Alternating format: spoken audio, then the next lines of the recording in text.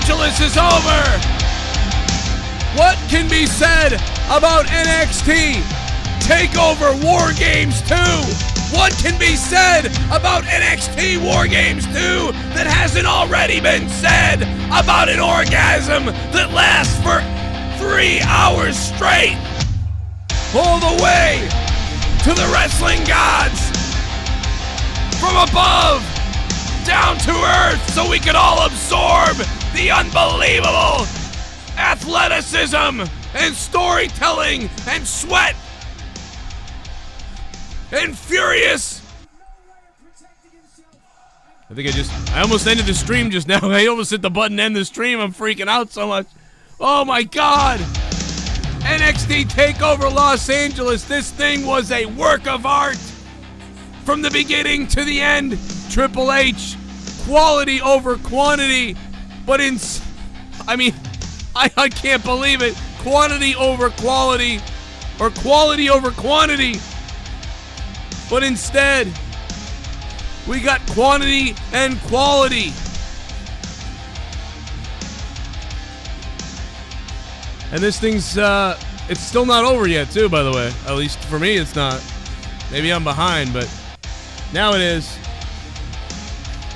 Unbelievable tonight, man. This is, that's a fucking show. Beat that, Survivor Series. It ain't gonna happen. Survivor Series ain't gonna top that, man. There ain't no chance in hell that Survivor Series touches this tonight. This was masturbation of a different level. This was insane, man. What's up, guys? Welcome to the Joe Cronin Show. Welcome to the NXT review on November 17, 2018, the second War Games. We reviewed every single NXT on this show since it started. And they've all been pretty damn good, man. Pretty damn freaking good. And this was no different. And I gotta say, here comes a super chat. The donations are coming in. People are so happy. BD Skeleton dropping $1. BD, thanks, man. I appreciate that, man. I appreciate that. I appreciate you, BD Skeleton, showing up to all my streams. Guy drops $1 every time I go live. BD Skeleton, you are a absolute beast, brother. Let's beast, brah. What do you guys think in the chat? Let me see your ratings all night in the chat. I see it flowing right now. I see it flowing. I see 9s. I see 10s. I never give 10 out of 10s. I really don't. I don't know. I don't think I can tonight still because I just don't give 10 out of 10s. Somebody had bled maybe. I might have fucking... Oh, my God.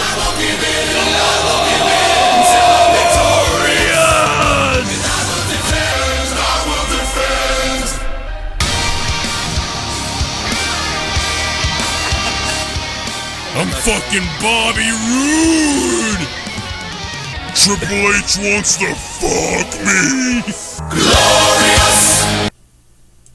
Glorious fuck off Survivor Series. Oh my God, dude. Triple Gaming. What is up to Triple Gaming? Shout out to you, motherfucker. Triple Gaming with the $24 Glorious Bomb. I haven't seen a Glorious donation in a while, man. So that's warming the cockles. That's warming the cockles. Man, we're going to talk about this shit tonight. This is going to be fucking off. I'm ready to jerk off. This is what wrestling. This is wrestling. This is wrestling. This is why I'm here. The Velveteen Dream. The fucking Velveteen Dream. The goddamn Hollywood Hulk Hogan Macho Man. Motherfucking Velveteen Dream Shawn Michaels. Woo! Are you ready? Let's do this, man. Let's do this shit, man. Velveteen Dream on Raw Monday. And then he gets ruined by the main roster. Jake DeMarco's in the house. That's right, baby. Let me get your fucking camera on, man. What a fucking night indeed. Holy shit. Man, I'll tell you what, man. I just sat there like with a smile. Same here. Talk about thoroughly entertaining. There was just, my God, these guys destroyed each other the whole night, all the way through and through. Bodies broken, dreams crushed, stories told. I was on the edge of my seat for damn near the whole show. Yeah, man. I tell you, Jake, this is great, man. I actually am happy. Like, this is what we're talking about, man. When people say, all you want to do is crap on the WWE. No, we don't, because look at how fucking awesome it is when things go well. Oh, Joe, you just want to be negative, so everybody will donate negative hate to the WWE. But you know what? Yeah, sure, when things are really bad and they're funny to make fun of, the donations roll in, the phone calls roll in, and people freak the fuck out. But it's the same thing happens when the show is amazing, because there's a excitement level, man. That's what we're dealing with here. An amazing excitement level. We're going to go through all the matches. We're going to take your phone calls too, 339-226-6610. If you're new to the channel, guys, we're live after every single WWE event ever. For the last 6 years, I've been doing this on YouTube. I haven't missed a show. Well, maybe like one or two, but we don't really miss shows. So make sure you go ahead and subscribe down below.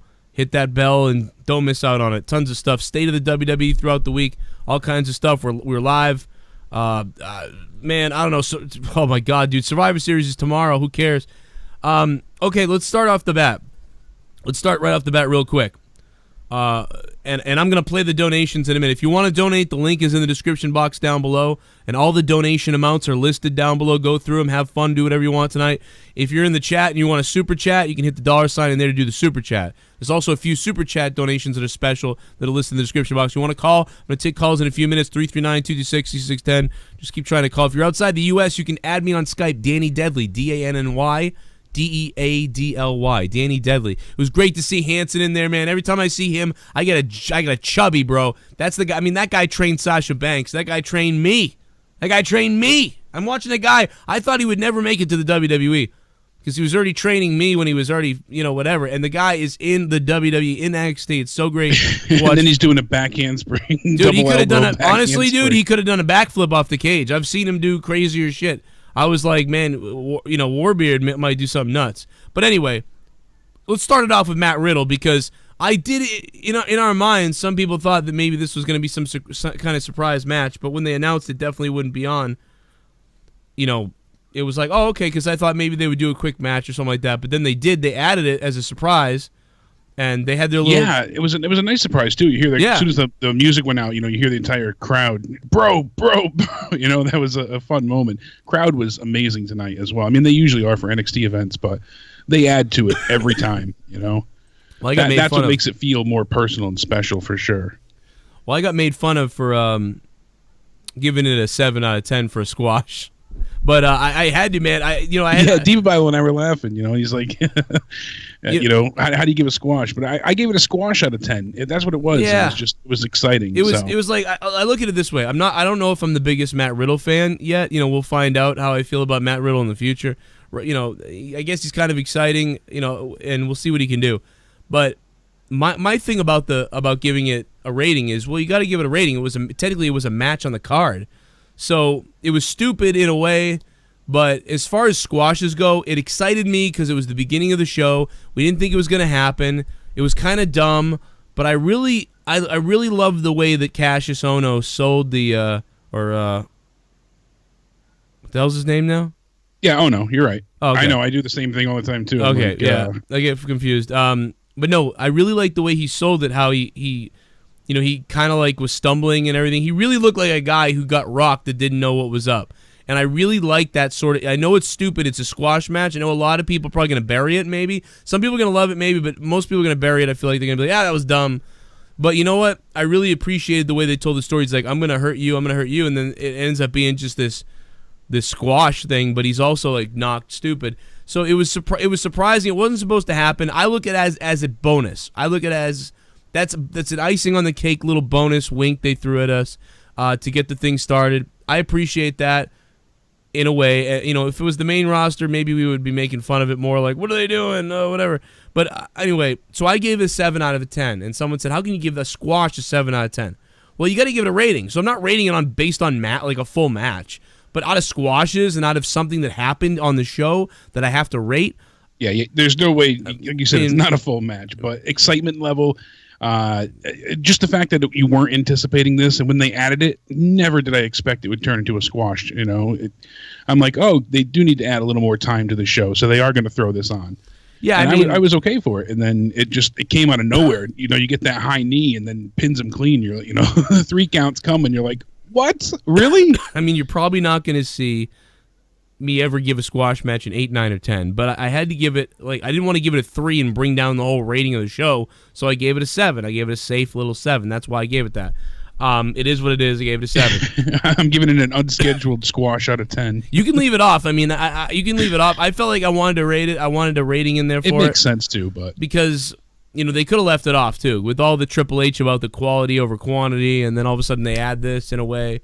You know, but I think I like it because it was surprising. You didn't expect it. There's 4 matches. That's it. Some people did predict it. Let me see if this donation comes through. Super chat. Velveteen Dream is the Black Seth Rollins. Man, I don't know about that, Mike. Mike, I love you. Thanks for the donation, but no, man, I think Velveteen Dream is better than Seth as far as his charisma, his character goes. Super chat. 9/10 baby. Man of 1,005 holds, giving it a 9 out of 10 with a $2 super chat. Man of 1,000 holds, thanks, man. That's a damn good score. I think I'm there with you, man. I think I might be there. Fuck yeah, I got everyone's addresses, man. I got everyone's fucking addresses, man. Wet dreams. Had to do catch up as I worked till 8. Also, Jake is the man. Thanks for the help this week and looking into that for me. Mama effin' Mia. Mamma Mia. Mamma Mia. Finn Balor, thank you, man. Finn Balor forever had to catch up. Yeah, man, I get it. The crowd started chanting Mamma Mia at one point, Finn Balor. Man, when I close my right eye, it like hurts. Am I getting pink eye or something? What the hell's going on? I feel like I'm getting an eye infection. Oh, man, I hope I'm not really getting one. Get it all out before the fucking insurance runs out. Get it all out, baby. Get all the diseases and just I don't know, get rid of though. It that feels super weird. syphilis now. Like right here, it's like sore right here. All of a sudden. Markel Arrington, or Markel Arrington, thank you for subscribing to the channel. Let me play a couple more of these donations, see what you guys are saying. God damn, we got a bomb in the chat. A $69.99 bomb from Mo Cox Show. Oh, shit. You'll see that pop up in a few. Ashley Rose. Interface Survivor Series. In Your Face Survivor Series. Survivor Series is fucked up. Ashley Rose, they're in trouble. Ashley, thank you for the 316. Let me do one more. Let's get one more, and then we'll pause for a second. We'll get into this show. Yeah, see if we get the sound to come through. That's probably not going to happen. We probably need one more caller. But we'll try it. We'll try. What do we got here? Ashley Rose, thanks for the 2. Actually, let's talk about it now. All right, so the first match happens. It was a squashy thing. And then, squash match was somehow better than anything on the main roster. It might be true. It's going to beat out anything Nia Jax is a part of. So the squash match happens. Great little stupid start. You know, it might have been one of the fastest matches in WWE history, to be honest.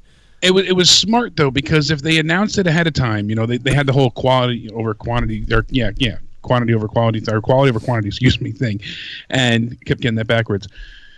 And that makes sense, because if they announced this beforehand, people probably would have been upset that it was a squash match. So just adding it quick and having it be unexpected and, you know, something you're not anticipating, there's no real reason to complain. It was extra. It was thrown in there. It was just for a bit of fun.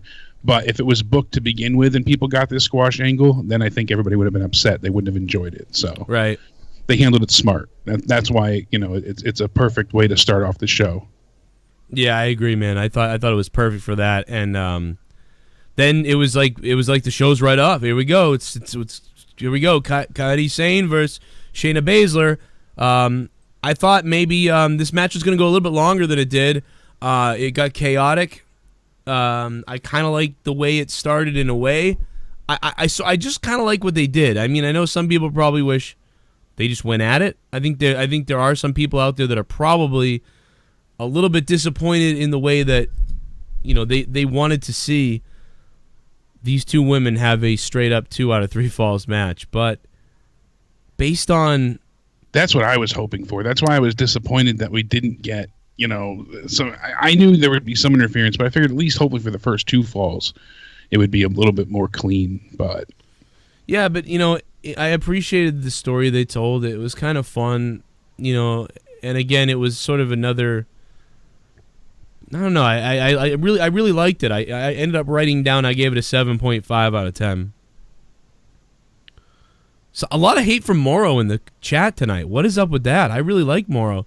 I think sometimes the only thing I don't like about Morrow is when he does too many like he ran down to that ring like Superman. Like he's just always has like some kind of analogy. He's got to throw in these analogies and yeah, you know, sometimes constantly comparing, you know, one thing to another. And it wasn't even like, oh, the Mamma Mia's, you know, that you could deal with. But holy bleep, that was funny. That didn't bother me.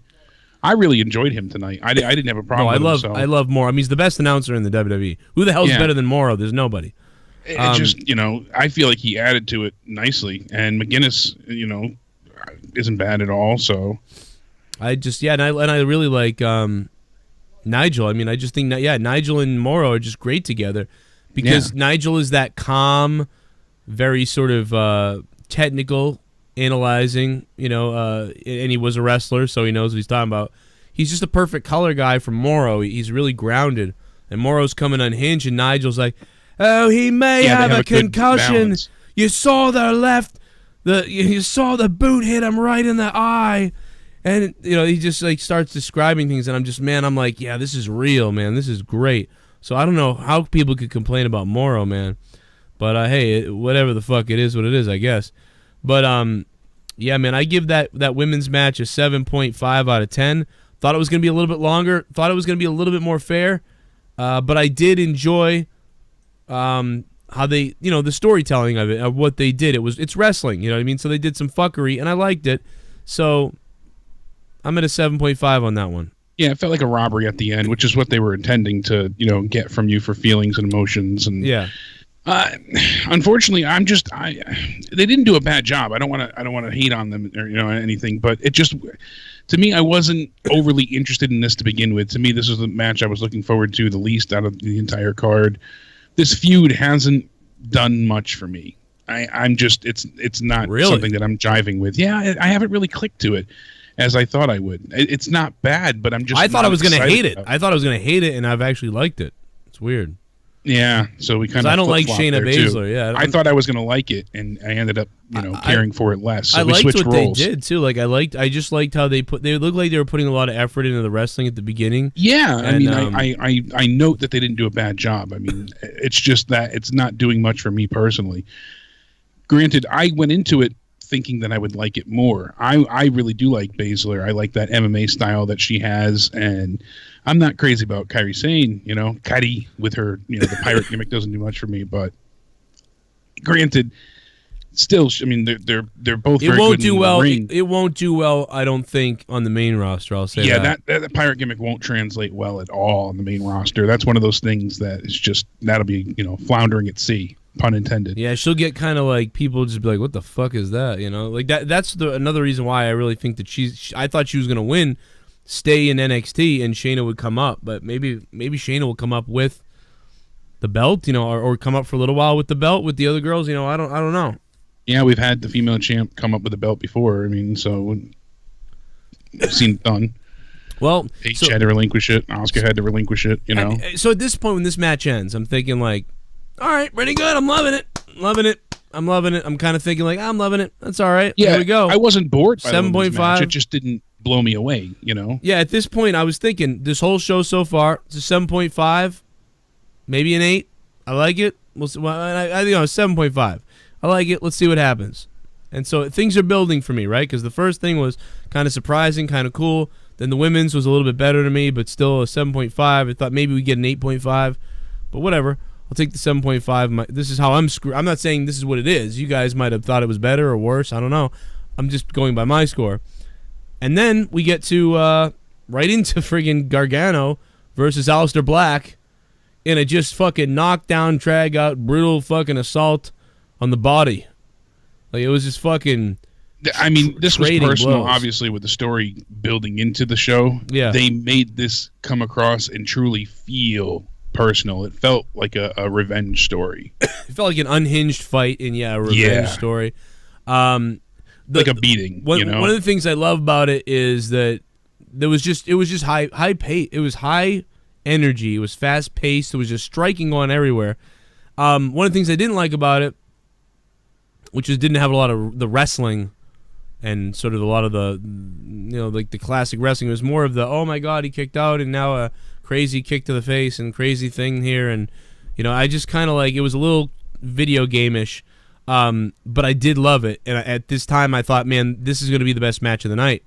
I thought at that time when the match ended, to me, I said, wow, this might be the best match of the night.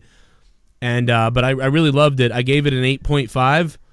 I'm right there with you too with an 8.5. My God, there were certain moments that actually took my breath away, and then I could criticize the moment as well, like when we got that slingshot DDT for the near fall, like partial of the way through, and the way that Black's head was planted first to the mat and then the second time to the outside. And at first I'm like, oh my God, he's not really going to sell that. And no, he just like used his momentum to fall back onto the ring apron, and he slunched over there.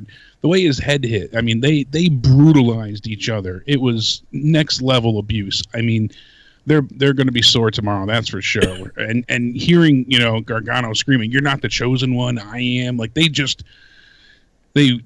gave it their all. There was so much here, and it did lack a little bit of like the, you know, the technical wrestling aspect, but I'm glad it wasn't, you know, finisher after finisher after finisher either. Like they had high octane moments and moves and spots, but you only saw like the Black Mass twice. You know, you only saw you know, they had their crucial moments kind of spread out nicely. So yeah, and I like the strike. I like this. There was see, the thing about NXT, what NXT makes you do a lot of times is it makes you like everything inevitably, because they're doing so many different things. Like, you know, you start the night with a squash match that was a surprise match, so now you're like, oh, surprise and squash, and the good guy Matt Riddle wins.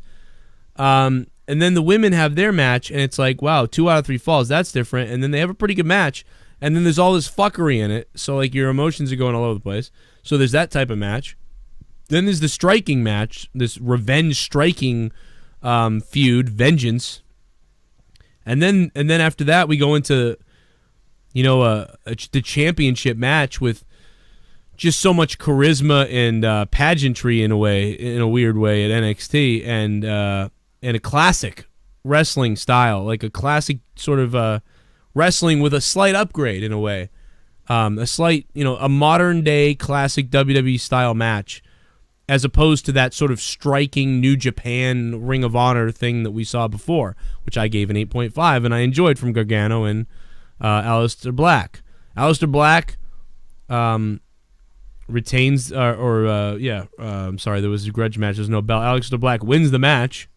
Even the psychology that he brought forth by, you know, sitting in, you know, Indian style with his legs crossed in the middle of the ring and waiting for, you know, Gargano to come and just devastate him with a knee, and then he rolls him up, and it just, you know, that cat and mouse antics that they pulled, all of it just, it all flowed so well. They had such chemistry and symmetry with one another that it was just extremely exciting. I can't express that enough. Yeah, it was just so good, man. And I know we're rolling through these. We're going to roll through these really quick so we can get your phone calls, get your donations in to hear what you're saying. And then we'll go back about kind of the results of the thing. So we're kind of going over how we feel about the match really quickly first. Then we'll come back to the results of what's going on and who could be coming up and what we think about that. And we'll take your phone calls in just a minute. We're almost through this. So 8 out of 5 for me. So now the night's building. That's the best thing. Surprise, squash, women's match, better. Aleister Black, Gargano, bam. It hits the fucking mark. It hits nearly perfect, you know, approaching that level. It's like that comfort feeling. It's like, ooh, they got it. There it is. Because we're sitting at really a very happy 7s, and then we hit that 8.5 out of 10 or 9. If some people give it a 9, and you're like, no, now it's a show. Now it's already a show. Now the rest of the night can be shit, and this is still a fucking awesome show. So now we go into the Dream, the Velveteen Dream versus Ciampa, and man, Ciampa is just fucking, he is the man. Ciampa is the man. He's the champion. Velveteen Dream comes out with just fucking charisma, like dripping off of him. Ever since Hulk Hogan called him garbage pretty much in WWE Tough Enough, this is a guy who didn't have a character, didn't have a personality. He was just a young dude who wanted to be a wrestler with great athleticism. They knew it. And Hulk Hogan crapped on him. And he took that in, and every single time this guy appears in a ring, it's like he's saying, fuck you, Hulk Hogan. Look at this. And it's like, oh my God, I can feel it every single time he comes out there. He's saying fuck you to Hogan. And every time it gets more and more, he's pouring it on more and more. And what I hope leads to a Hulk Hogan match at WrestleMania with the Velveteen Dream in a squash match on Hogan. So Hogan has to pay the penance for the N-word. He gets beaten by Velveteen Dream to pass the torch to the guy that he said was trash, was nobody, whatever he said. He didn't really say that, but, you know, the guy he criticized heavily, which I don't blame him. I actually like what Hogan said. I agreed with what Hogan said. And thank God for Hulk Hogan kicking this guy in the ass to give him this idea, because it's unbelievable. This guy is Shawn Michaels, Hulk Hogan, and Macho Man Randy Savage all rolled into one, and on top of it, he's black. And he's just fucking energy. The WWE is going to jerk the fuck off to this guy. At least they should if he comes to the main roster. If they fuck this guy up, then they are disgusting. If they screw up Velveteen Dream when he comes to the main roster, I swear to God, Vince McMahon, I will come down to Connecticut and I will choke you myself. Okay? So this match is just fueling the fire, man. It's hitting me all over. I'm getting fucking goosebumps. I can't believe I'm getting goosebumps. The entrances of these two guys gave me the goosebumps that the striking did from the match before. And that's when you know you're about to tell a good fucking story. Because the walking to the ring gave me the goosebumps that the kicking and striking of the previous match did. And then these guys proceeded to tell a wonderful, classic WWE story with a little bit of an upgrade to the modern era. Velveteen Dream mocking Hulk Hogan. Yeah, with the Hollywood Hogan attire. That alone was awesome. Like 10 out of 10 moment for me. Seeing him come out with the lightning, you know, for the tights and the eyes on his ass, like, you know, look at me. Just the headband, all of it. Too perfect. You know, he already dressed up like Hogan once, and now he has to have the other side of it. You know, he's not the the real American, you know, red and yellow. Now he's got the Hollywood side. And it was just hats off to him there. That was too good. Just too good. Dude, I gotta tell you, I don't remember a ton about everything that happened in the match now, but what they did was really wonderful. And then even when they hit that sort of the end, towards the end, when Ciampa got suplexed to the outside and started pulling his boot off, right? It was like, what is he doing? What's he gonna do? What's gonna happen? And then saying that they're trying to relieve the pressure for his knee. Dude, little things though, Jake. Like when he removed the protective pad on the ground, yes, and he goes to DDT Velveteen Dream onto the cement, but Velveteen is aware of it and drives him over the table. Like, stupid shit like that is fucking awesome. Like, and then Ciampa gets to even retain, you know, his heat and gain more by throwing paper at Mcneil. You know, like you said, they just kept amping it and amping it up. It was just, you know, this beautiful crescendo. You know, hearing him scream on the main event, you know, and it's just, I know that good. It does nothing but bring a smile to your face. I want to respond to somebody in the chat who Doc Simmons said, "Stop stealing someone else's gimmick, get your own." I normally would agree with you because I think Dream is his own gimmick. He really is, but he's doing this other thing in his own gimmick, and there's a reason for it. That's why I like it. Otherwise, I would criticize this. I would say, dude, you know, get yourself over your own way. And I think eventually this will go away. Some of the Hogan stuff kind of and all these things will go away.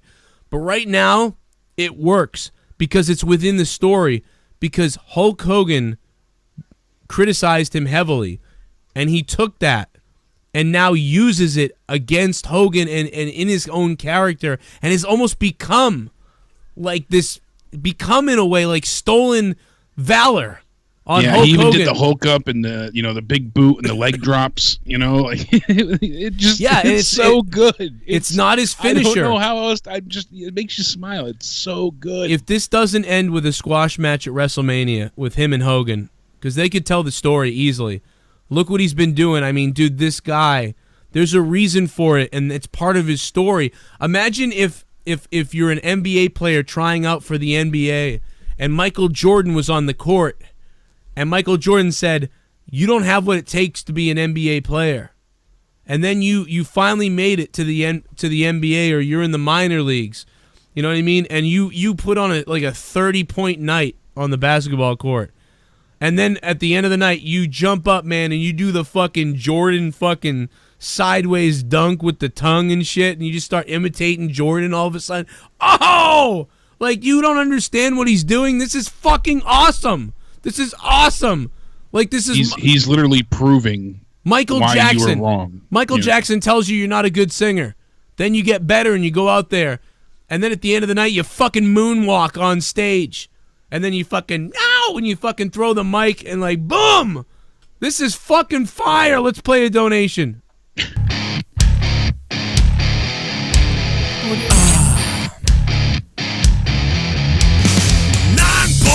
For a fuck, someone donated 9.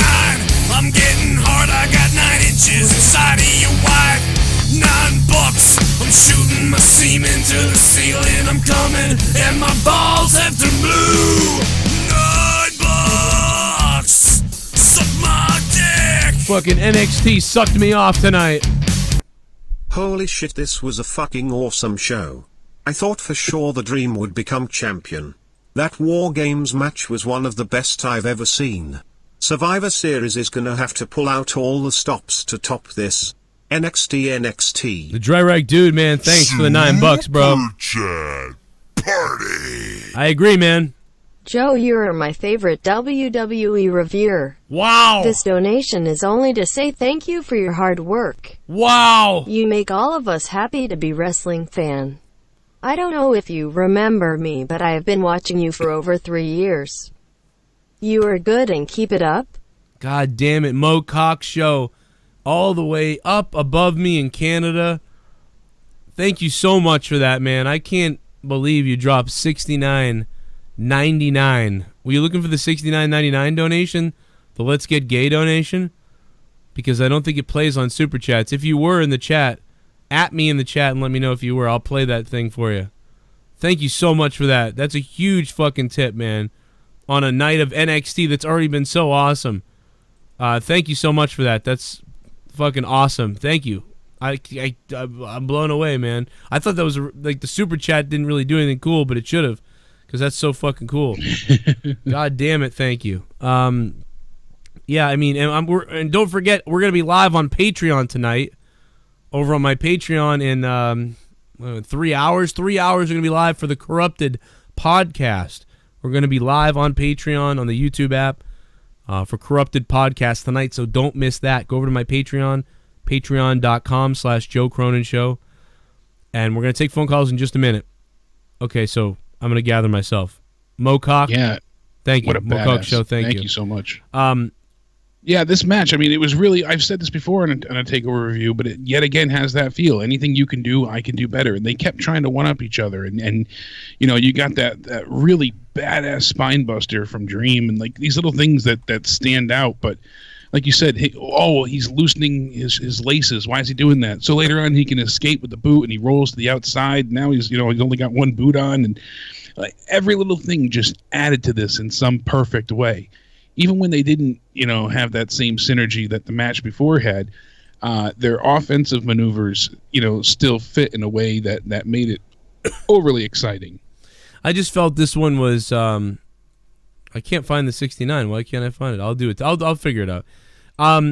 It was more of that, just that classic wrestling style, man. It was the classic type of wrestling that I enjoy. So to me, I enjoyed it for that reason. I'd probably go back and watch it again. I'd go back and watch both of those matches again. So now we're on to something. I'd already watched these two matches, the middle matches. Yeah, anytime, any place. One of the best false finishes I've seen in a long time too, with Ciampa bringing in the NXT Championship, not being able to use it, and then Dream DDTing him on top of it, and it was just. I was like, this might be it, like they could go with it. It's a perfect setup, that's for sure. It felt like it, and just beautiful, beautiful, beautiful. And then, we'll rush through this real quick so we can get to your phone calls and everything. But yeah, I gave this a 9.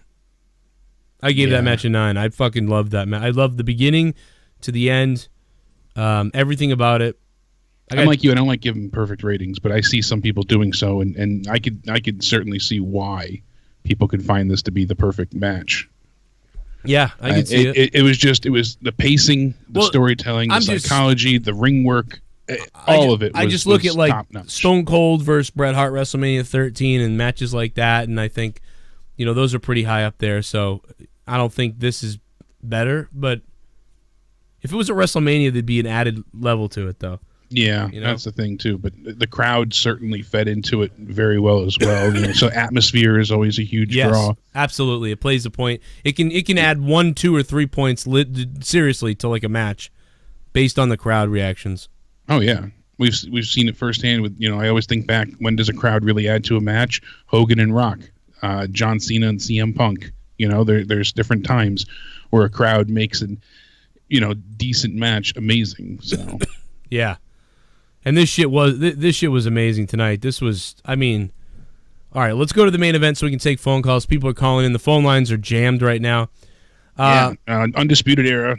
We've got Cole, Fish, O'Reilly, and Roderick Strong taking on Ricochet, Pete Dunne, and the War Raiders, Hanson and Rowe, in a traditional War Games match. Well, traditional, but Adam Cole starts, Ricochet starts as well, and then from there, it just chaos ensues. I always said with the War Games, I wish they just had, the 4-on-4. They didn't have to have everybody enter one by one, but it's just, it's part of the fun of the match. But this certainly did not disappoint. This was a car wreck with a plane crash and a train derailment all in one. These guys just went for broke. I did wish, like you said, we got some color, but they certainly, the 7-man suplex stands out. Unfortunately, Ricochet coming from the top of the cage, he kind of overshot everybody, so it didn't look great. But it was still a cool maneuver, to see him fly that way. And Morrow's call there, is great, and just... They had undisputed chairs, man. Yeah, they had their, their signature tools. Pete Dunne being able to finally enter the match after they, cut him loose with bolt cutters to open his pod cage. And from there, him just tooling everybody with the kendo sticks, throwing in all the weapons, the tables. There was just, it was just absolutely intense. Yeah, it was a war, man. It was pretty damn good. These matches are always a handicap for me. Are always at a handicap because I don't like them a lot of times. Things like this. So, I really enjoyed it. I would say for me, the War Games match was better than the first 2 matches, but I enjoyed the 2 middle matches better than the War Games match. But I did really enjoy the War Games match. I would have liked. Somebody made it get busted open or some other stuff, but it had great intensity. They really when it hit the point where, maybe you think the match is going to be over, they all kind of separated, and it looked like that goddamn William Wallace lining up the Scots, or something.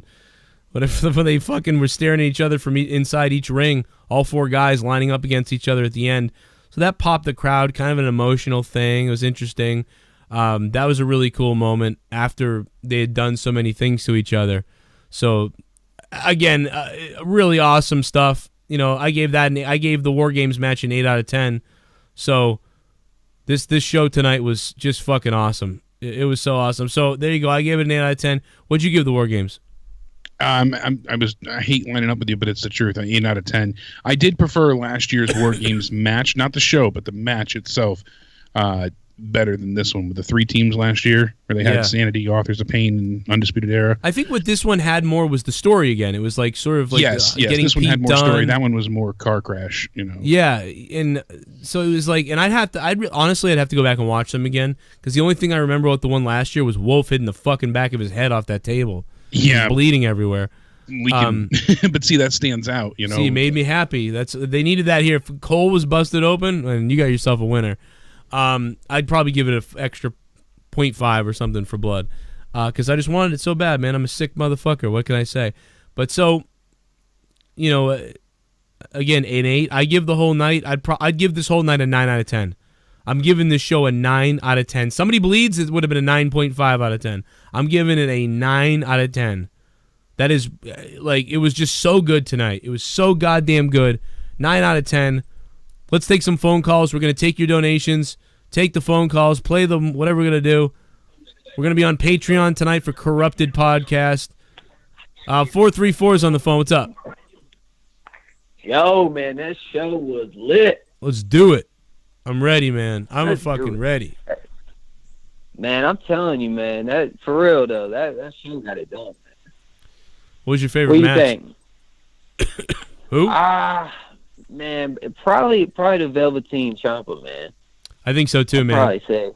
I think so too. I love those guys so much. I went into that match thinking how much I love Velveteen, and then again, Ciampa just reminded me how much I love him too. And like they just fucking, I love those. They had great chemistry. That was fun, man. I'm telling you, man. I just hope they do them right when they come up, because I mean, it just blows my shit. Tell you what, man. If Vince screws up Velveteen Dream, there's something ain't right. Something ain't right. Yeah. So they better not screw him up. You know, he's at the point now where he's you know, his time is coming, it feels like. And I even said this on Twitter. I think he's coming up Monday. So well now. He might come up Monday. Yeah. Imagine if we see him in Survivor Series. But the losses that he's had so far, I don't think have impacted him, you know, negatively yet. They'll begin to catch up if things don't change, but he's so charismatic and impressive and just the total package at this point that it hasn't hindered him at this point. But they got to be careful, you know. They've got to start to protect him a bit more going forward. Yeah, hopefully he needs to get. I mean, I don't know if their idea could be for him to chase and get another shot at this and then become the champion. But I mean, I'm wondering because why would he lose this match now? I feel like. I mean, maybe they do want him to chase, but they had Gargano chase before, and he didn't get anywhere with it. And now Velveteen Dream for him to lose, I think, is very strange. I almost think that if he was going to have a match, he would win it because that's how high they are on him. The only way he would lose is if he was getting called up. Yeah. I mean, I'm kind of worried about him getting called up, obviously. But dude, what if he comes up Monday? They don't have Roman Reigns anymore. They need help over there. They could be calling him up. They need hype. They need hype.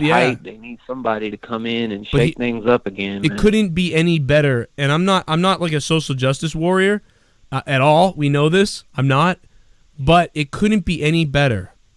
A black, charismatic dude who's over with these people like this, who is just fucking unbelievable right now. This guy is fire. Oh my God! Like he doesn't really dance. But he's charismatic.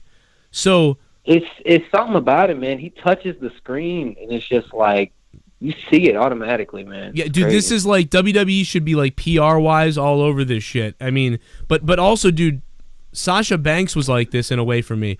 When Sasha Banks was coming out holding up that NXT title when she was the champion, she was fire, dude. I was like, she's a star.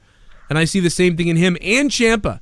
Ciampa as well. These two. I mean, I feel bad that these guys aren't doing this stuff at WrestleManias. This should be living on forever at WrestleManias. This type of shit. Thanks for the call, man. Good call. 339-226-6610. We're taking your phone calls. The phone lines are jammed. We're going through them. New York is on the phone. New York.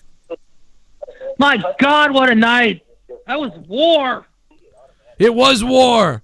NXT is always better than the main roster. 10 out of 10 tonight. That's a guarantee. Damn, man. What was your favorite match? The War Games match was, oh my God, insane. It was craziness, man. The Survivor Series is going to have a very hard time topping this show tomorrow night. That's a damn fact. Oh, yeah, good. I mean, no way. No way. There's no chance, dude. They could bring Hulk Hogan out to the ring and sodomize him in front of everybody. It still wouldn't matter. 626, what's up? Hey, Joe Cronin, I just came back from the show. Oh, are you at NXT? You lucky bastard. Yeah, the NXT show. It was awesome. Wow, dude. I was there, too. My brother. That's awesome, dude. I'm the guy that sent you the wristband pictures. Oh, cool. I retweeted sweet. that. Yeah, that was awesome. That was sick.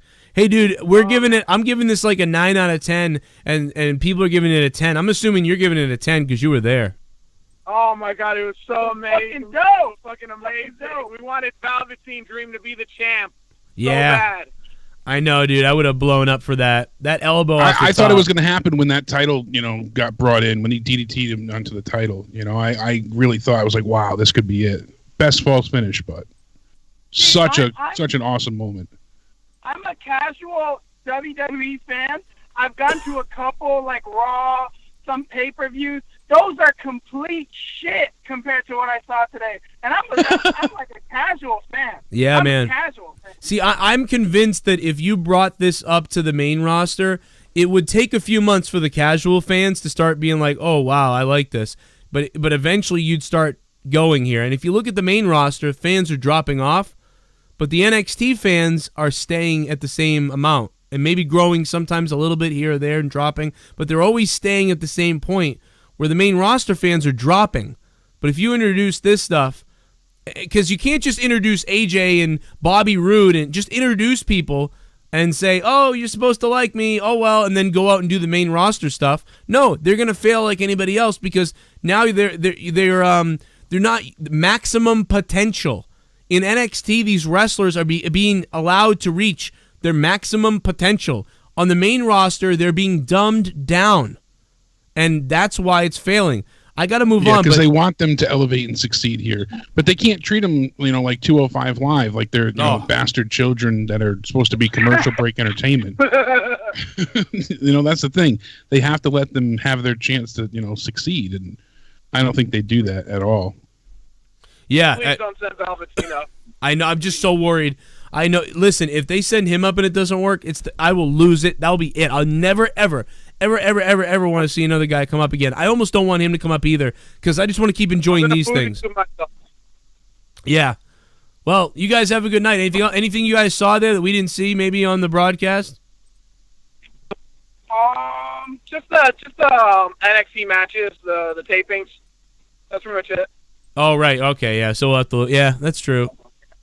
Well, I we'll don't look want for to that. spoil anything, but they were pretty like Tommy, lackluster for those matches. Oh, okay. The tapings were lackluster. All right. And that's why people that watch on Wednesday that say, it's okay on Wednesday, but I don't get it.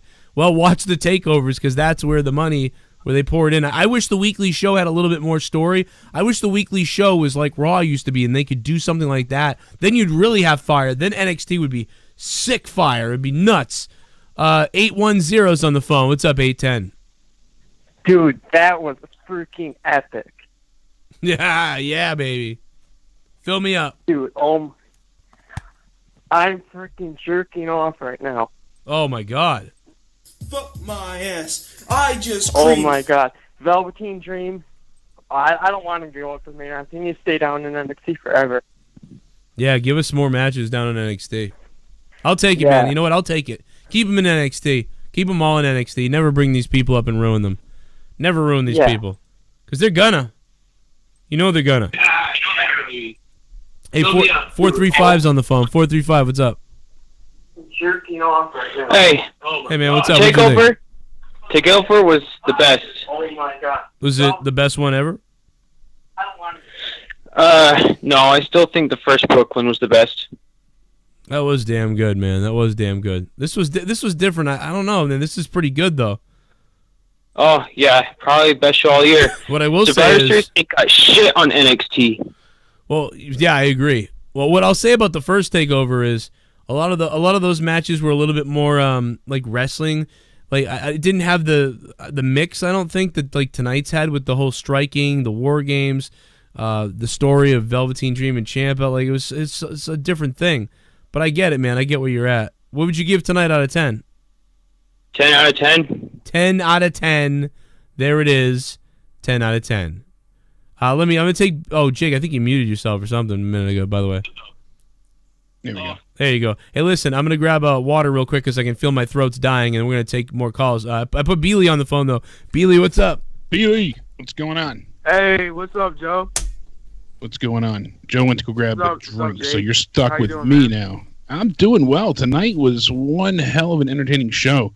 Like I said, I don't know if it's the best of all time, but it's certainly up there. I mean, I was just thoroughly entertained. I had high expectations, and I try and temper those as much and as best as I can, but they just consistently and constantly deliver. And you know that they're going to go ahead and give you something special each time. And you don't know if it's going to be just one match that stands out, because we've had, NXT takeovers where it was just one match that was above all else.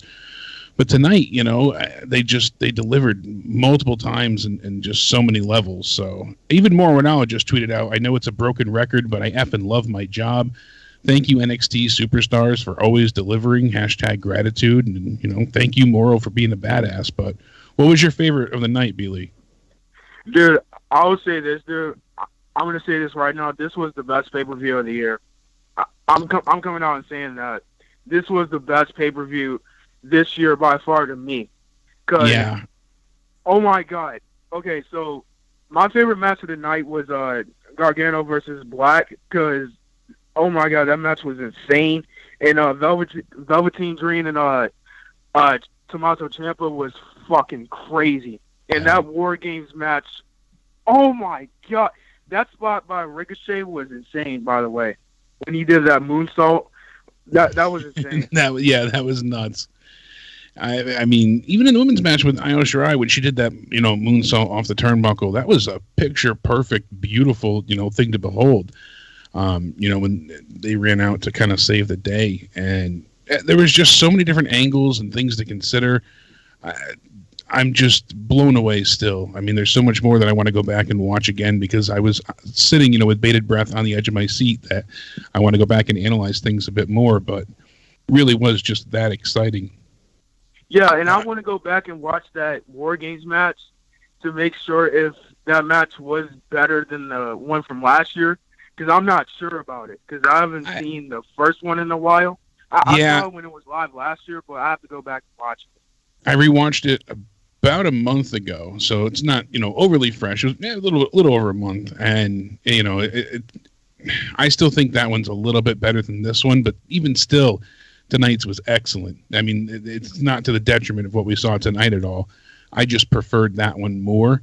But honestly, tonight still delivered hands down, no disappointment at all. I mean, you can give that solidly.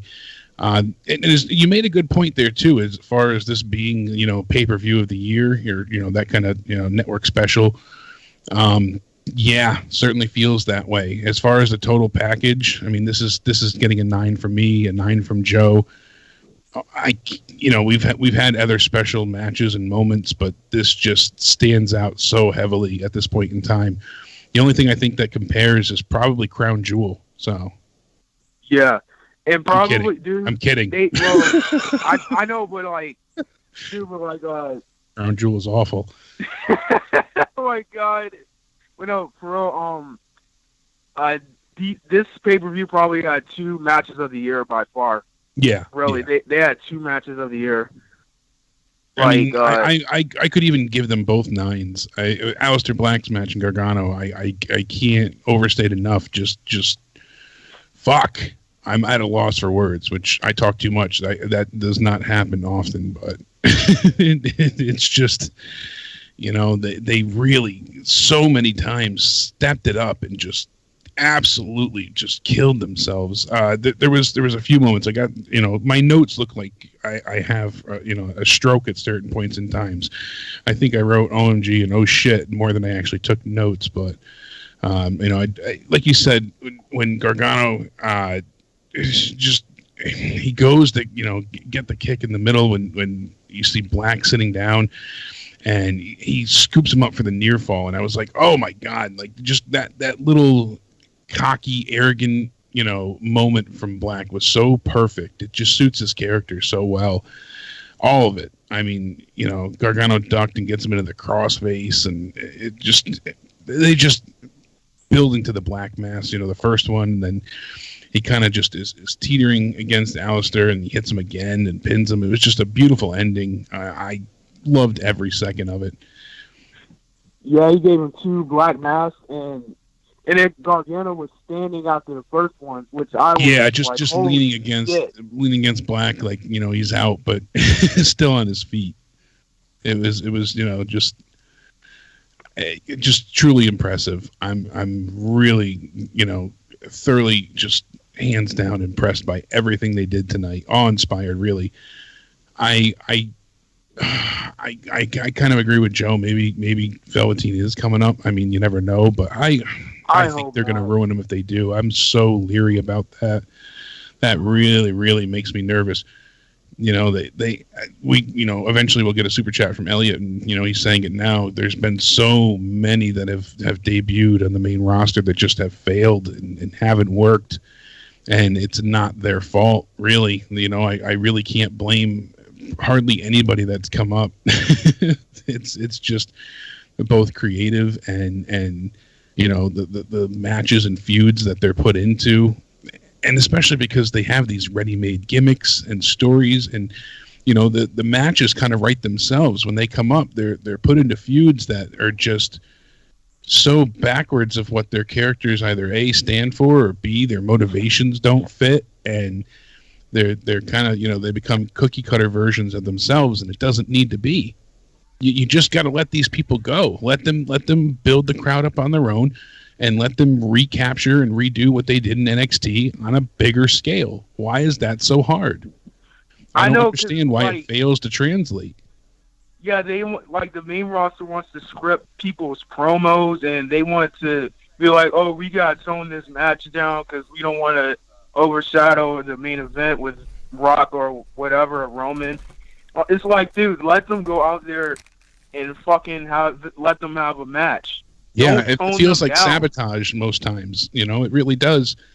That it's intentional because, what is it, bad blood? Vince feeling that he's being overshadowed by NXT? Seems that way because, why would you not want these people to succeed? Is there anything you're looking forward to seeing tomorrow night for Survivor Series? I'm looking forward to Ronda versus Charlotte because I think that's going to be a good match. I was looking forward to Becky versus Ronda, but I think Charlotte versus Ronda is going to be good too. Yeah, and I think they'll put on a good match, but it doesn't have the same allure or shine to it that it did with Becky, obviously, and with Ronda being champion, Charlotte isn't. It kind of feels like that's said and done for Charlotte. She's not going to have a chance to win there. They're going to have to protect Ronda, who is the champion. So, yeah. Well, I actually wanted to pick a scenario for WrestleMania. So what do you think of this idea? Okay, so I would do Becky Lynch versus Charlotte versus Asuka at TLC. Okay, and I would have Asuka win the title. I'll have her pin Charlotte. And then you make a trade. Becky wins the Rumble. She chooses Ronda. You make a trade with Raw and SmackDown. Trade Becky to Raw and Sasha Banks to SmackDown. And then you have a triple threat match with Sasha, Charlotte, and Asuka. And you have Becky versus Ronda at WrestleMania, and they can be the co-main event. That's not bad at all. I mean, I could see, because I wouldn't want to see Charlotte and Asuka straight up again, but if you throw Sasha in there, that sells it for me. So because it's a bit odd right now is how we'll get to, because everyone keeps saying, oh well, now you just Nia Jax sent Becky Lynch directly to the main event of WrestleMania. Well, how do we get there if Becky's still champion and on SmackDown? There's a lot of steps that have to take place in order for this to happen. Doesn't mean we're going to get it. So yeah, I don't know. There's a lot that has to happen for us to get there. Well, I'm glad. What would you give the night overall for a takeover? I'll give it a 9.5 out of 10. It was freaking awesome. 9.5. 9.5. All right, there we go. Yeah. I don't want to give it a 10. I don't want to give it a 10 because I don't want to like Joe said. I don't want to give a 10 out of 10 because the show was really great. There's every good show has a little bit of problems with it. A little bit. Yeah, I mean there was a few little things that I find a gripe with. Pete Dunne, them locking him in. Yeah, I understand it just takes more time so they get to beat everybody down, but the match can't start till Dunne actually gets in there, so you can't win. So what's the point of locking him in the cage? As much as it's like a fun scenario, you can't get out. You screwed yourself because now you have to wait to start the match. So it doesn't start till he gets in the ring anyways. So you can't win without him being in there. So you're just delaying the inevitable. I know it gives you the advantage for a little bit, but it still doesn't, do enough. They can soften up the other guys, but I get what they're going for. Yeah. Also people thought that they might capitalize on Pete Dunne being forced back by the War Raiders, not being able to run in when he wanted to. I think that was just to build up towards him being locked in later, but it at first it did seem like, oh, maybe this could play to something else later on, but I'm glad they didn't go that way. I have to be honest though, because I've been keeping up with NXT, but I haven't been watching it that much lately. And it's kind of crazy because I watch all the takeovers, but I don't watch like the regular shows that much. But I know what's like what the storylines are going on. I didn't know Ricochet and Pete Dunne had some type of rivalry or something going on. I didn't know about that. So yeah, really. I mean, that's for sure. So I'm curious to see where we go from here. Are we going to see Dream, if he doesn't move up, do we see him get another title match? I mean, Aleister Black got the win, so does he go back to, Ciampa to get, revenge and get his title back? I would think that would be the next necessary step to take. So I say they'll do that Royal Rumble weekend. I say they'll do that. It's curious to see where they'll go and how they'll build to get there. But certainly interesting. We'll see what happens. Yo, Matt, Beely, man, we love you, dude. Thanks for the call. Good stuff, man. And Great I brought call, Beely. Real quick before we get back to the donations and the calls, more calls. I'll put the Matt the Misfit on real quick. What's up, Matt? What's going on, guys? This is Matt's wet dream of a night. That's for sure. What a fucking show! I knew you'd be blown away holy for sure. Shit! I will give shout out to Johnny Gargano doing the tribute on his tights to Stanley tonight. Did you guys see that? Yeah, that was a nice touch. That was some great shit. Fucking Velveteen Dream and Tommaso Ciampa fucking tore the house down. By the way, did you see the fan who stole Ciampa's boot after it flew into the crowd? No, I didn't. That's funny though. I didn't see it fall into the crowd. I just saw it fly off. So that's great. I am a little shocked that Adam Cole started off the match because I figured since he was like the heel and the leader, he would have came in last. Yeah, I could see where you're coming from with that, but because I had Hanson and O'Reilly starting the match. Hanson decided to outdo whatever Killian Dane did last year. Yeah, no kidding. At least we didn't have Wolf killing himself in the match. No, we didn't. Let's see what else. Fucking I'm calling it right now. There will be another match with Kairi Sane and Shayna Baszler. The shoulder was up before the 3 count, so I think what they're going to do, this is just me booking on my ass here, when they go back to Full Sail, because they need to take more episodes before they get to Phoenix. Yeah. So I think they're going to do, because of the outside interference from both parties and the shoulder was up, I think they're going to have a rematch on NXT TV, and Regal's going to ban both parties. It's going to be a straight up match. Kairi Sane wins the title back. Then get Bianca Belair there, and then get Io Shirai, Kairi Sane at WrestleMania weekend. I think we're going to get a 3-on-3 before that too. So because I think certainly seems that they're trying to pit the two teams against each other. Even the odds. Because I think the end game is going to be Kairi Sane and Io Shirai at WrestleMania weekend. It could be. I certainly don't dispute that. But, Dakota Kai runs out first. Shirai is second. So, it certainly makes it even numbers. By the way, I think they're going to go with that at some point soon. By the way, Charlotte, take notes. That's how you do a moonsault. If you want to know how to do a moonsault, look at Io Shirai moonsault. Yeah, that was picture perfect. That was a thing of glory. Can't argue with that. Aleister Black probably is going to get his obligated rematch, and then he's going to go to the main roster. The Ciampa and Gargano are not done. I thought that Gargano was going to come out and help Ciampa, and then set up that heel DIY so you can get Gargano to sneak his way into Ciampa's, I guess, territory and jump. Because now Ciampa thinks he can trust him. Maybe. I wasn't thinking that they would go back to that. Them working together yet. It's going to be Ciampa and Gargano on WrestleMania weekend. That's kind of obvious. There's too much bad blood still, even with the heel turn. So, but what does Johnny do in Phoenix then? I'm not sure yet. That's why I said there's a lot to consider before we get there. We got to see what they build towards. Because and I knew that they were going to do Matt Riddle and Cassius because he didn't even film their match during the tapings. Yeah, that wasn't done beforehand. So the tapings actually happened on Thursday. Yeah. So I'm like, wait a minute, they're totally going to add the match last minute, and no one's going to see it coming. I'm like, what the fuck? So, but with Baszler, yeah, it certainly was a pleasant surprise. It was a fun way to start the show. And with Baszler, I think they're going to pull a Kevin Owens with her. How so? Bring the title up? Sure, she just goes up to the main roster with the title. Yeah, that's what we had mentioned before. But here's the thing: where would you place her? Because some people say put her in the 5-on-5 women's match, put her on SmackDown.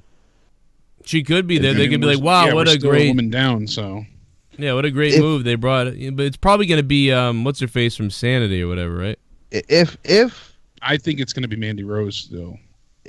If Survivor Series wants to, because she was complaining about not being in the match, so if Survivor Series wants to, I guess, try to do something, Vince needs to let Nakamura and Seth Rollins tear the house down tomorrow night. I mean, they might be. That could be why they were like, the story, whatever. They're gonna go fucking kill it. But I wouldn't bet on it.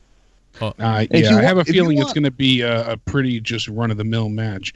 And I don't have much faith in Nakamura at this point since he's been on the main roster. Give me one match that really stands out to anything compared to he's done, outside of the company. I mean, I don't know, but exactly. Yeah, I figured out what you could do with Daniel Bryan for Russell. Don't give Daniel Bryan the Miz at WrestleMania. I'm done with that. How about give him Aleister Black? Daniel Bryan. I don't think they're gonna have Black move up till after Mania, when they do all the call ups again. I don't know. I debut him in the Rumble. Oh wow! You would, but I think they're gonna wait and they're gonna do another mass move up. When they move everybody, pun intended, mass.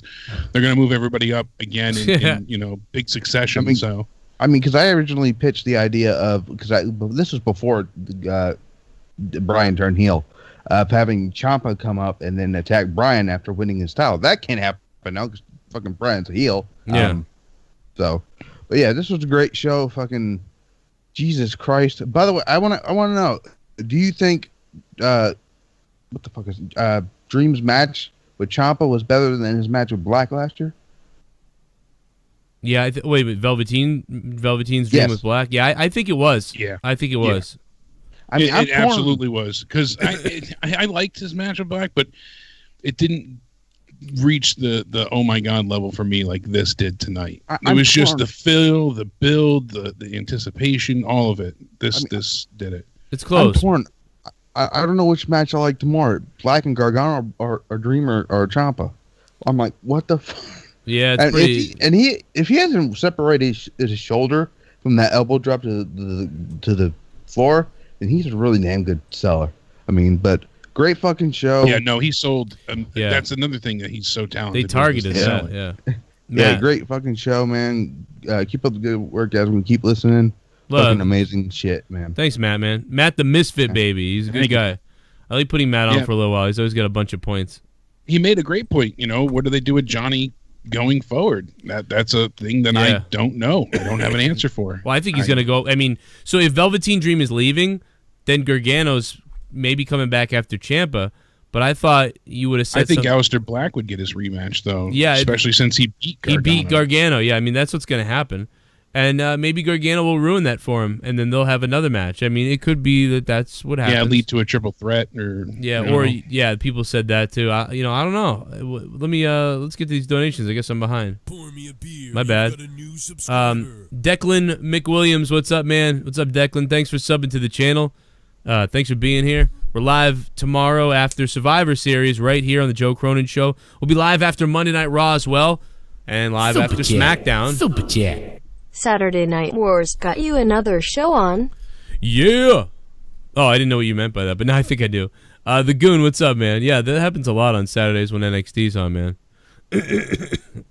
Pour me a beer. Thanks, Goon. New subscriber. I was like, what the fuck are you talking about?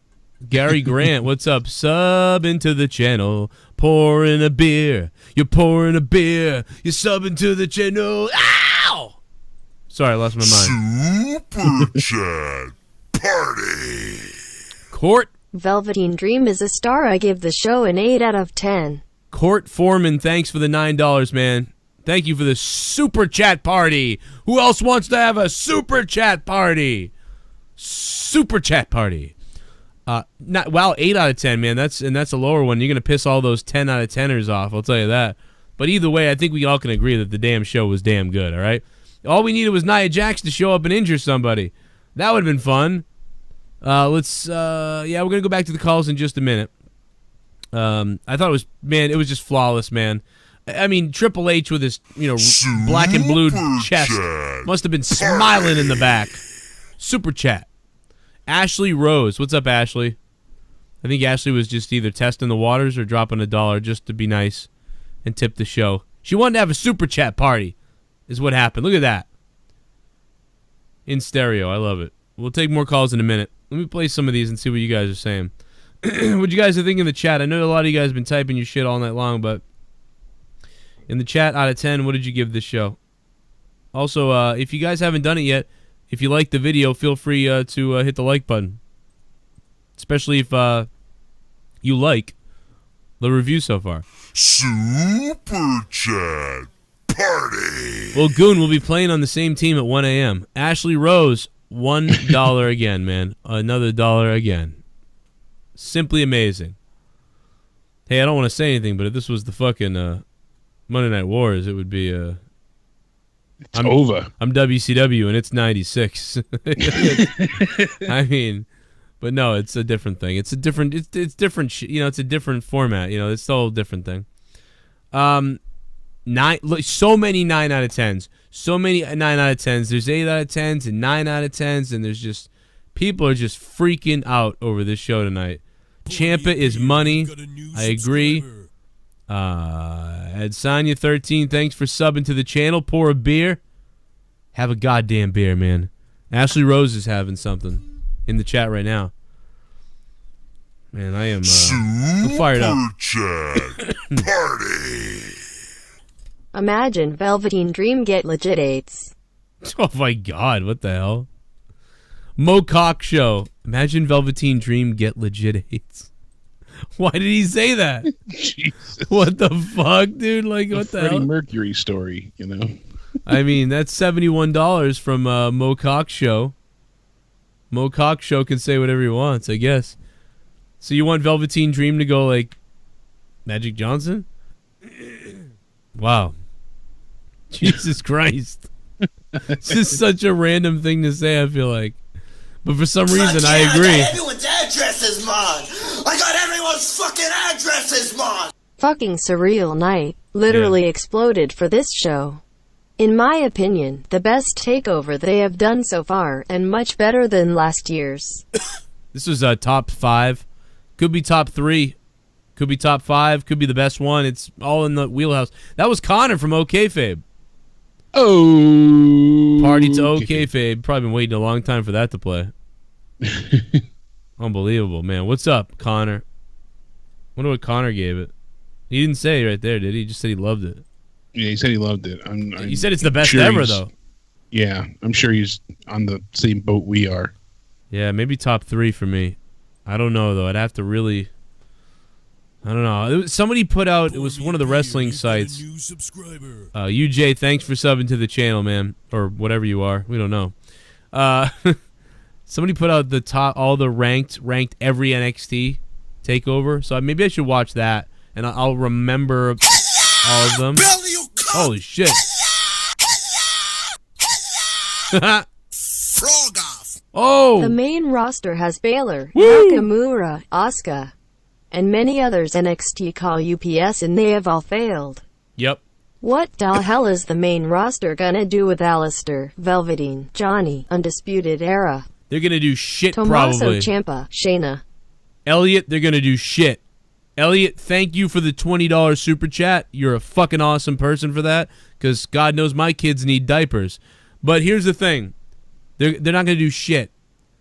This company on the main roster, they suck ass. They ruin everybody.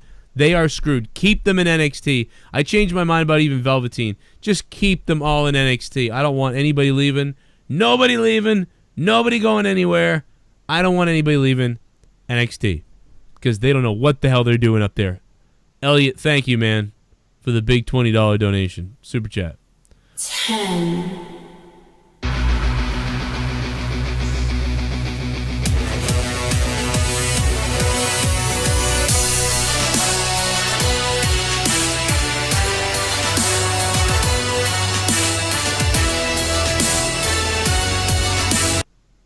NXT show how PPV should be.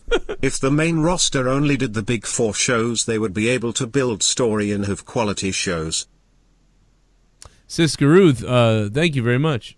Yeah, if they did NXT,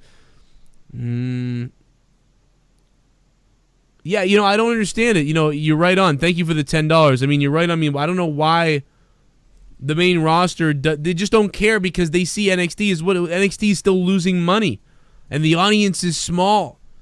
So the main roster still thinks that they're operating on some different plane. They don't want to do this for the whole audience. They think they're not ready for this. Outcast Gaming, thanks for the sub. But what I don't understand is it worked in the Attitude Era. So, and even slightly outside of the Attitude Era. You know what I mean? Giving all the fans like sort of what they want worked. So I don't understand this weird divide the WWE has created in their mind between, oh, you know, the casual fans won't get this. It's like, no, they will. But they won't get is if you hype a guy up in NXT and make him awesome down there. They don't watch that. And then the guy comes up and then the people don't understand why they're supposed to like him. And the funny thing is, there's 2 bits of news going around right now. Following the conclusion of NXT TakeOver War Games 2, there's heavy talk and rumors that 2 top stars will be moving up to the main roster following NXT TakeOver War Games. So rumors have it to be Velveteen Dream and Johnny Gargano. Wow. So, okay, so wrong on Baszler, right on Velveteen. Yeah, it says it wouldn't be Aleister Black or Tommaso Ciampa. They said, I don't think if he's going to retain the title, which he did tonight, you know, so Dream seems likely. And Gargano, we said, where does he go going forward? You know, it was kind of a you know, odd road for him. Kind of makes sense if they move him up then in some way. Yeah, maybe. Because, I mean, Aleister Black gets his shot for the belt because he's owed his rematch, but... Shit bomb! Velveteen Dream is the marketing dream, but I'm sure the main roster will fuck him up. Right. Amazing PPV 8.5 out of 10. Poor Jim Ross, and fuck you Sabu, you Egyptian cunt. Yeah, Sabu's going to DM a girl again and then beat up an old man. Will Fuller from the UK, thank you for the $5 and becoming a $5 shit bum. Really? So we found out Sabu's the reason why Jim Ross's face looks like a fucking black hole? He fell walking. He slipped and fell in concrete. Why has everybody been crapping on Sabu then? Everyone's been saying shit about Sabu. Sabu sent some bad messages, I guess, to but they're talking about with JR. They're relating it to JR. I don't know. People are saying like Sabu, like fuck you, and then with JR. Like, what did he do to J? Is he the one that like? I thought Jim Ross just fell. Yeah, I don't know anything about that. Anybody know in the chat? I've been getting messages all last hours about oh, you know, fucking damn you Sabu, get better, Jim Ross. And I'm like, what? Yeah, look, Jim Ross posts graphic injury photo and Sabu responds. So maybe that's maybe his response. So maybe that's what it is. Maybe he said something. Okay, let's find out what this is about because it's driving me nuts, bro. Yeah, because I haven't heard anything about that. The only thing I heard about Sabu was he was flirting with the same girl. Okay, Ellsworth said. Sabu said this. Sabu responded to Jim Ross's thing. Oh, Natalia by Nature said, "Oh no, get well soon, JR." Sabu wrote, "Fuck him. You should see what he say behind your back. He is a two-faced bitch. Don't trust him. Brent knows. He a three-faced asshole." English, please. Wow. Sabu just shitting on Jim Ross. I mean, maybe Jim Ross is part of the reason why, you know, Sabu didn't exactly do so well or whatever. I don't know. It seems like bad blood. And yeah, the more reports are pouring in. Super Dad saying that CM Punk has signed a 5-year deal with Cage Fight Promotions as a commentator. Yeah, he's going to be working with them to announce. What's he going to tell people? Like, yeah, I know how to get my ass kicked too. Like, I'll say that. I've been hit by 3 of those moves before. Like every time they're in the corner. Oh man, yeah, Ashley Rose just sent me the shot too. He's a puss fag, an all around asshole. F you, Jim Ross. Hope you die. You fucking dickhead, cock eater, 2-faced cunt, WWE fuckboy. That's what Sabu wrote. Yeah. Jesus, Sabu's wow, pissed. That's brutal. And I'm banned for life on Twitter. Jesus Christ. Yeah, CM Punk's not coming back. I've seen so many people being like, "Oh, he'll show up at Survivor Series," and you know what, they post these things, and it's better. It's better for Sean's view because Sean's view can now keep saying he's coming back forever. Yeah. You know, when he actually does come back, that sucks because then Sean's view, he'll have that one video of it blowing up where he's back, and the one video blows up, but then he won't be able to make CM Punk coming back videos anymore because he's already back. So then he goes out of business. Then he's got nothing left to talk about. Yeah. Hit that sub button down below, guys. We're on our way. We're almost at 60,000 subscribers. I've been doing this 6 years. So close. 6 years, 60,000 subs. That's only 10,000 a year. But it's okay. It's a modest number. And people that don't know about this channel are missing out on some weird shit that I do during the week. So she wrote an article on it. Yeah, I'll have to check out Ashley's article on it. Ashley, who do you write for again? Isn't it Pro Wrestling News? Oh, fucking let me look it up before I say the wrong name. You can read Ashley's articles on... Yeah, bodyslam.net. I'm sorry. Bodyslam.net. Look for Ashley Rose on there. Follow her on Twitter, too. Fuck her. My Twitter's been shut down so many times, I have less followers than Ashley. Ashley is Ash... what is it? Ash and O? What? Ashley Rose... Ashley Rose Nova on Twitter. You can follow her. Go to read her damn articles and click on them and shit. And she'll get a bunch of cool hits on bodyslam.net. Ty Dillinger talking about maybe he'll go back to NXT, you know? Ty Dillinger said that? Yeah, he was joking around on Twitter at first. He should. He said, because people said, do you feel comfortable in SmackDown or would you like to go to Raw? And he said, Raw, SmackDown, NXT, ? And then he commented on it, again saying that, only time will tell, but I don't know what kind of future I'll have. NXT possibly. So it seems like he wants to go back. I don't blame him. Yeah, I mean... he was over in NXT, he was awesome in NXT, and then he was slightly over on the main roster, and then they shoved him away. The crowd was chanting 10. They shut him up. Just like they shut up Zack Ryder, just like they shut up Daniel Bryan, just like they shut up Wade Barrett, just like they shut up everybody that's a mid-carder who gets over. Yeah, certainly. No. We want you to be a lower mid-carder or a bottom feeder. We're mad at you now. If you guys want to call the show, I will not show your number on the show. It will be programmed beforehand, so you won't be exposed or anything like that. So if you want to call the show, feel free to do so. 908's on the phone. What's up, 908? Okay, what's up, guys? It's Jacob. What's up, Jacob? What's going on? Hey, man, you can see it in the air, man. You can feel it through the TV, through the screens, that there's a different feeling on both shows. Raw, you can feel how dead the air feels and how just the crowd is just all aired out. But on NXT, you can literally feel electricity through your fucking arms and your hair stand up. Like, tonight was just fucking crazy, man. Everything was just, Jesus Christ, what a fucking pay-per-view. It's that intensity, watching. I really hope that Vince was watching because this is how wrestling should be. I understand his agendas up there in the main roster, but, all these superstars that do go up from NXT aren't really young, So he's just wasting people away that are, like, in their mid-30s. And, I mean, it's awesome tonight, though. It's too bad that NXT isn't taking, more seriously. But I get it. It's more a timing thing. You need NXT to get up there more with rosters and stuff. But right now, man, NXT is on fire. Yeah, dude, this is fire. And you know what? It's amazing that they keep being able to do this show after show, year after year. I mean, do you remember when they first started in the first 6 or 8 takeovers? Remember that? It was like one was really good, and then like they kept getting better, and we were like, how the hell are they getting better? And then I don't remember when it was, like NXT TakeOver like 8 or 10 or 11. I don't remember, but I remember one of them took a step back. It was like a 7 out of 10 or something we gave it.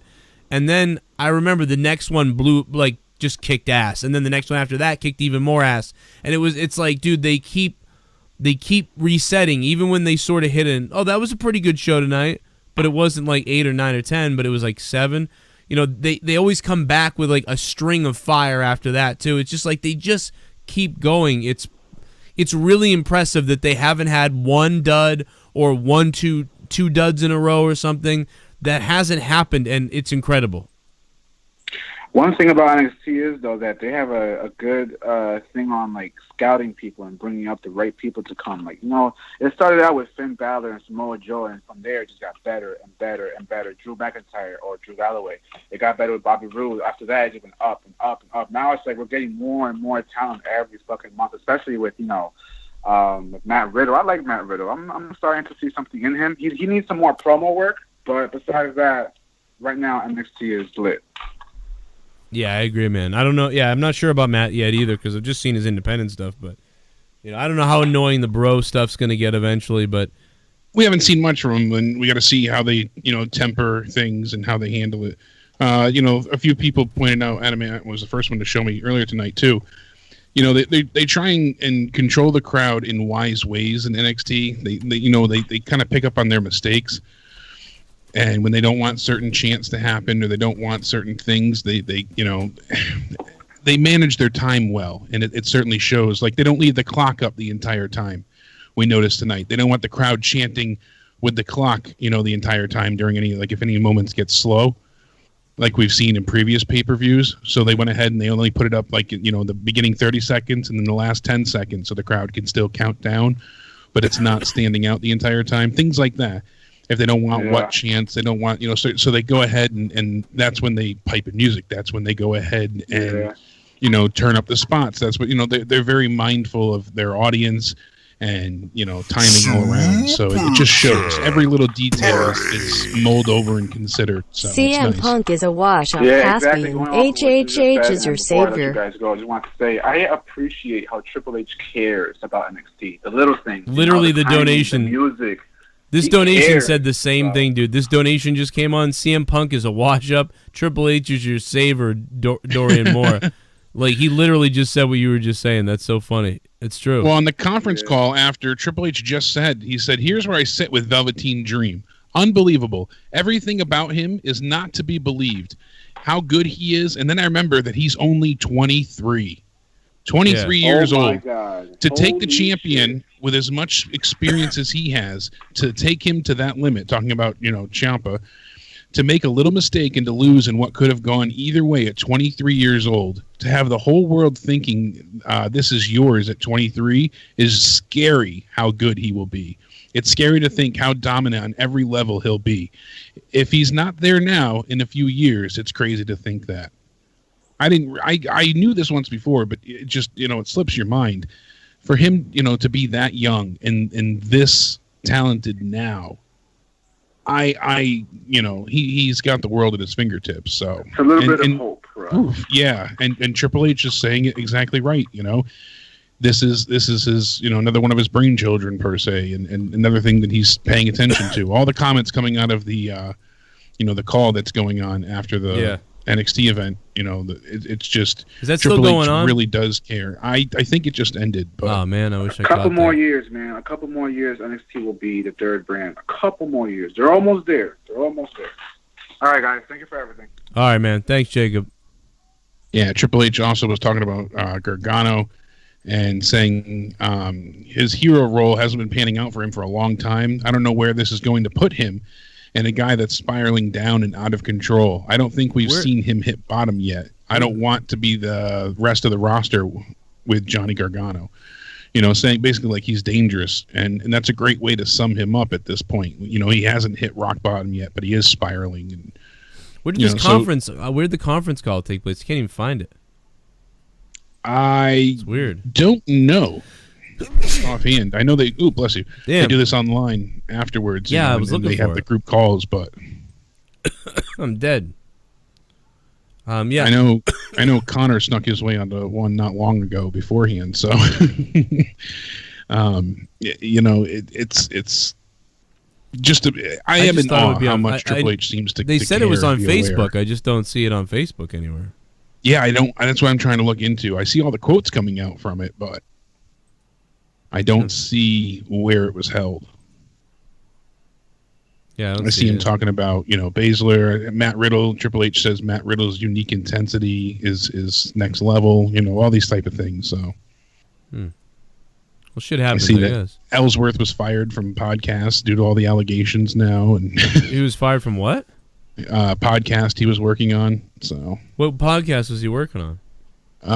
Let's see here. I don't know whose podcast he was working on. That's crazy. Yeah, he was forced to shut down his Facebook page. What do you mean? Why? Here. Why did he have to shut down his Facebook page? He's no longer the host of the Dogcast with James, so it was his own podcast. Why would you shut down your own podcast? Because there's so much negativity against him at this point for the allegations. Wow, okay. Yeah, it says because that was his, gimmick.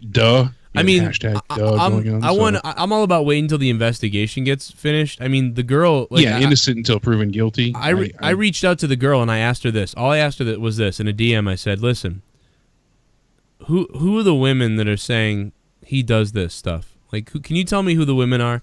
And I just want to know so I can believe what's happening here or whatever, and I can go with this." And I said, I won't tell anybody who the women are. I won't say it to a single person, but can you tell me and show me who the women are that are saying that he does this to other people? And she really couldn't get back to me on that. So, I don't know. It's just she sent me like a picture. Then she started sending me all the pictures, and I'm like, ugh, like I don't want any of this shit. And I left it. I was out of those DMs real quick after that. I'm like, don't send them to me.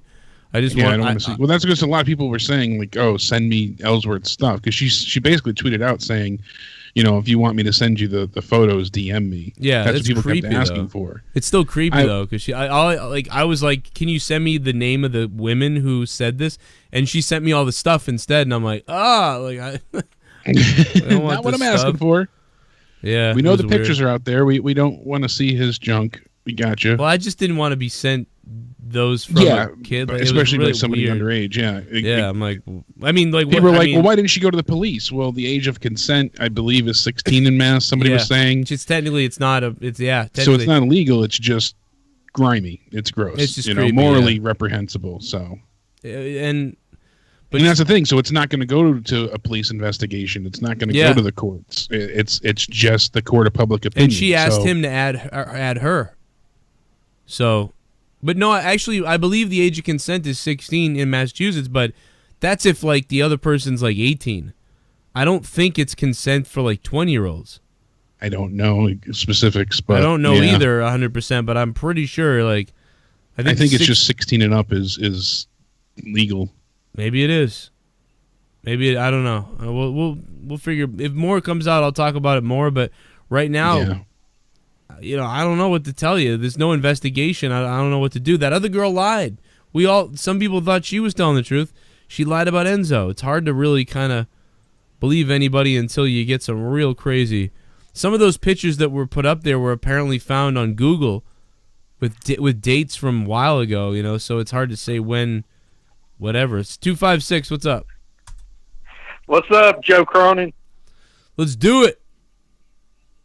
Yeah, I love tonight's NXT. As I was going back and forth between one room where I had my college football on, and the other room where I had the NXT Takeover on. Oh yeah, man. That's absolutely, man. Who was playing? I mean, I don't pay attention to college anymore, really, that much, but. Well, I mean, I'm sure NXT was the better thing for once. Finally, some wrestling might have been better than football. Yeah. Doesn't usually happen. My game was already over with. Yeah, I got you there, man. Who's playing? Yeah. Was Georgia playing tonight? Yeah, there was a lot of different teams playing tonight, but I was kind of watching the end of UCLA USC when UCLA pulled the upset.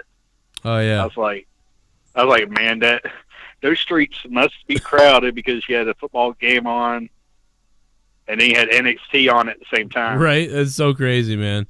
I didn't look at the scores yet, but that's that's a hell of a night. Anyway, I was I was excited about the War Games match because I thought, can they pull off what they did last year for this one?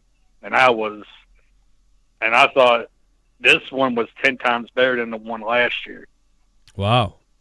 And last year's was pretty good. Yeah, I don't know. I almost I'm in a weird position. I'd probably have to watch last year's again and then watch this one again. But I'm at the feeling of kind of like that they were equal in different ways. That's just me. I just kind of like them both about the same. That one had some things that were kind of cool. It had blood. It was more violent at times. This one had more of like a sort of a story and emotion. And then of course Ricochet was doing crazy stuff. So like for me, I don't know. I'm at a tie with them. But that's just me. I might need to watch it again. My memory short term sometimes isn't the best. But all I know is the show was awesome tonight. I know that. Well, good call, man. Enjoy the football. Yeah. I'm going to be live in 2 hours on the Corrupted podcast, by the way. So if you guys are not patrons, come on over to patreon.com/Joe Cronin Show or download the Patreon app on your phone. It's free to download the app. You can become a patron for $1, $2 a month, whatever you want to do. And I just want to shout out some of the people on there that just became patrons recently. We have over 344 patrons. And big shout out to some of the recent updates and patrons. Fucking Sav King going from $50 a month to $60 a month. William Ritchie is back with a $2 a month pledge. He has access to a bunch of shit, even at the $2 level. And Freddie Mitchell's here with $30 going to the producer spot with Sav King as well. And, man, you guys are killing it. Tonight on Corrupted Podcast, be there with us live. I will be live. It'll be nuts, and it'll be a good time. We'll talk about a bunch of shit, man, going around the world. I think we're on episode 74 or 75. I'm not sure. The first 30-something episodes are free now. Even though we're on episode 70-something, the first 35 episodes are up on iTunes. I think you're up to 38 now. Oh, really? Right? Shit. Man, 36 maybe. It's not, definitely not, I don't think it's 38, but 36 maybe. It's on Spotify, iTunes, your Amazon Echo, whatever. Every podcast place will play Corrupted Podcast if you want to hear the first 30 episodes free before you drop $2 a month to listen every week live and download the audio file every week. But yeah, we'd love to have you over there. It supports my show, keeps me doing what I do here for free. But you get 30 hours of bonus content a month. If you're a $5 patron, $5 a month, $5 a month, and you support my show and keep me going. But also you get 30 hours of other content a month. So it's a huge benefit. I'm putting out over 25 hours of content a week. It's fucking crazy what we're doing here. And you guys keep it going. So thanks for the donations tonight, too. Those are also a big part of it. NXT TakeOver was badass tonight, man. Like I said, I'm giving it a 9 out of 10 tonight. What did you give it? 318's on the phone. 318, what's up? Hey, what's up? I give it pretty much, I give it like an 8.5 out of 10. I liked it. Yeah, I'm down with that. I mean, that's an average rating for these takeovers, with exceptions. But, yeah, I liked it. It's a good rating. Personally, like, my thing is, and there's, I think, like, at the next one, instead of doing an NXT women's title match, let's do a 6-woman tag between Kari, Io, Shayna, Io and Dakota Kai versus the 3 of the 4 horsewomen. And we're gonna do women's war games. Women's war games. Yeah, we. Not right now. Not yet. Not yet. Okay. No, because and then you can do the UK women's title. Oh God, I think I'm kind of getting worried about that a little bit. I will say that, like all the UK NXT and then that, like that. Yeah, I don't know, but like it shows me. Yeah, I know. Australia NXT's coming next.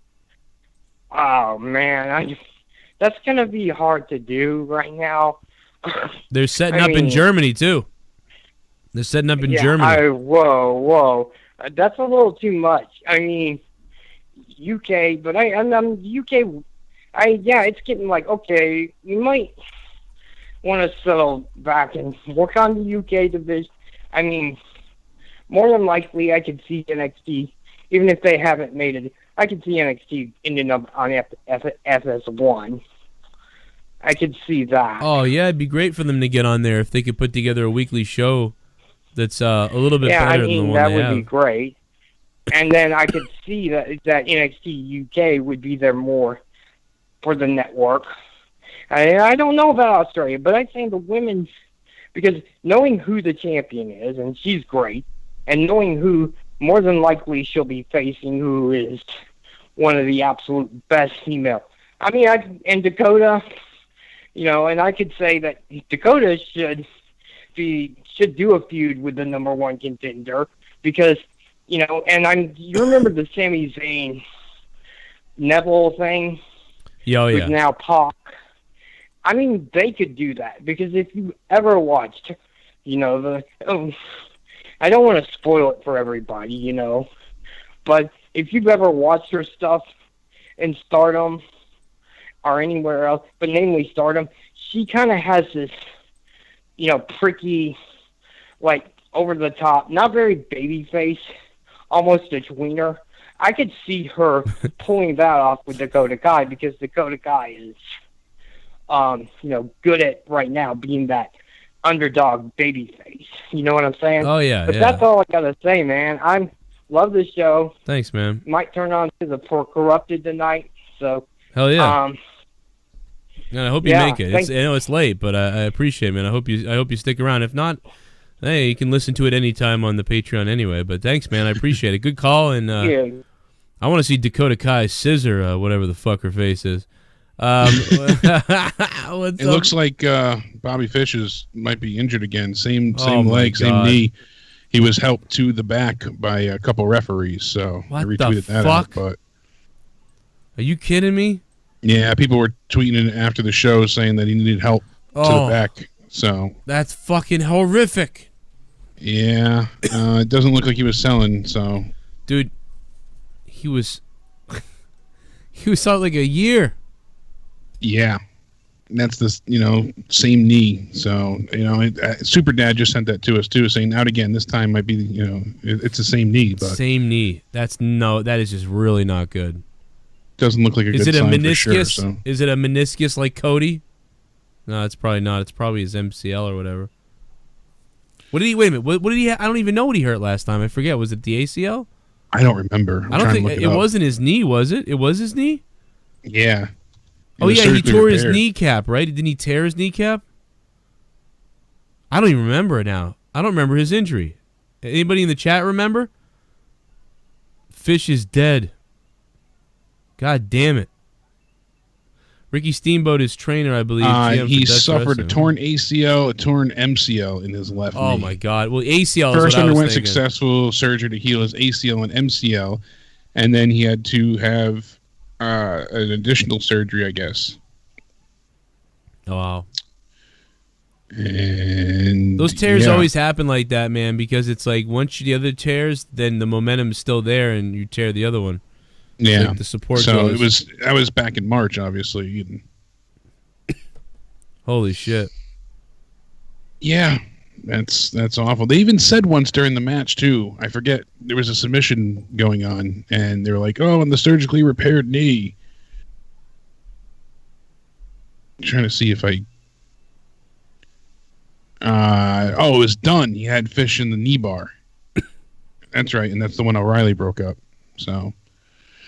Yeah, Pete Dunne, that's when he went and started striking everybody on his own. Then he had Fish in the knee bar. And I remember them saying, oh, that's the surgically repaired knee, And, oh, yeah. That's fucked up. Someone said fragile ROH, guys. Hey, 302, what's up? Oh, what's up, man? How you doing? What's up, man? I'm doing fire tonight. I'm happy as hell. This is great. Yeah, me too. I'm a fan from Delaware. I like what you're doing, man. Thanks, man. Hell yeah, Delaware, man. I always talk about Delaware. I'm always like, does anybody know anybody in Delaware? Now we know like 50 people. It's awesome. Yeah. Well, What'd you I'm think, one man? of the top high school wrestlers Oh, in yeah? Delaware. Oh yeah, well hell yeah, that's awesome. I wrestled in high school too. That's sick. Yeah. I'm gonna look for you in the New England. Well, wait a minute. I don't even know what division you do, but I'm a heavyweight. oh okay. So what type of stuff you gonna go on? You got a record yet, or what's your record like? My record's it's coming up. Don't worry, I'm gonna have a 30 streak. All right, man. You better get it. You better get that shit going. Mhm. Better Peterson roll somebody's ass. Imagine. Oh man. My record's 0.5. My record's well, maybe he didn't want to give it out because if we looked up wrestlers in Delaware, we could probably find out who he is. Yeah, that's the thing. So maybe just two numbers, all you need, and you Yeah. can find somebody. I'm not kidding. Like I'm dead serious. Well, no, you're absolutely right. So he might, I mean, people are probably joking that he's lying, but he might have been that he didn't want to give away his name. Maybe. It happens. I was 7-2,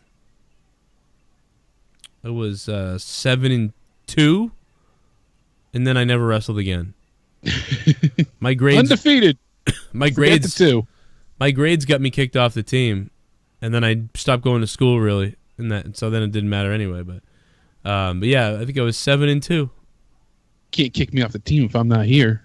I get you. I'm sorry. I was yes. I had 7.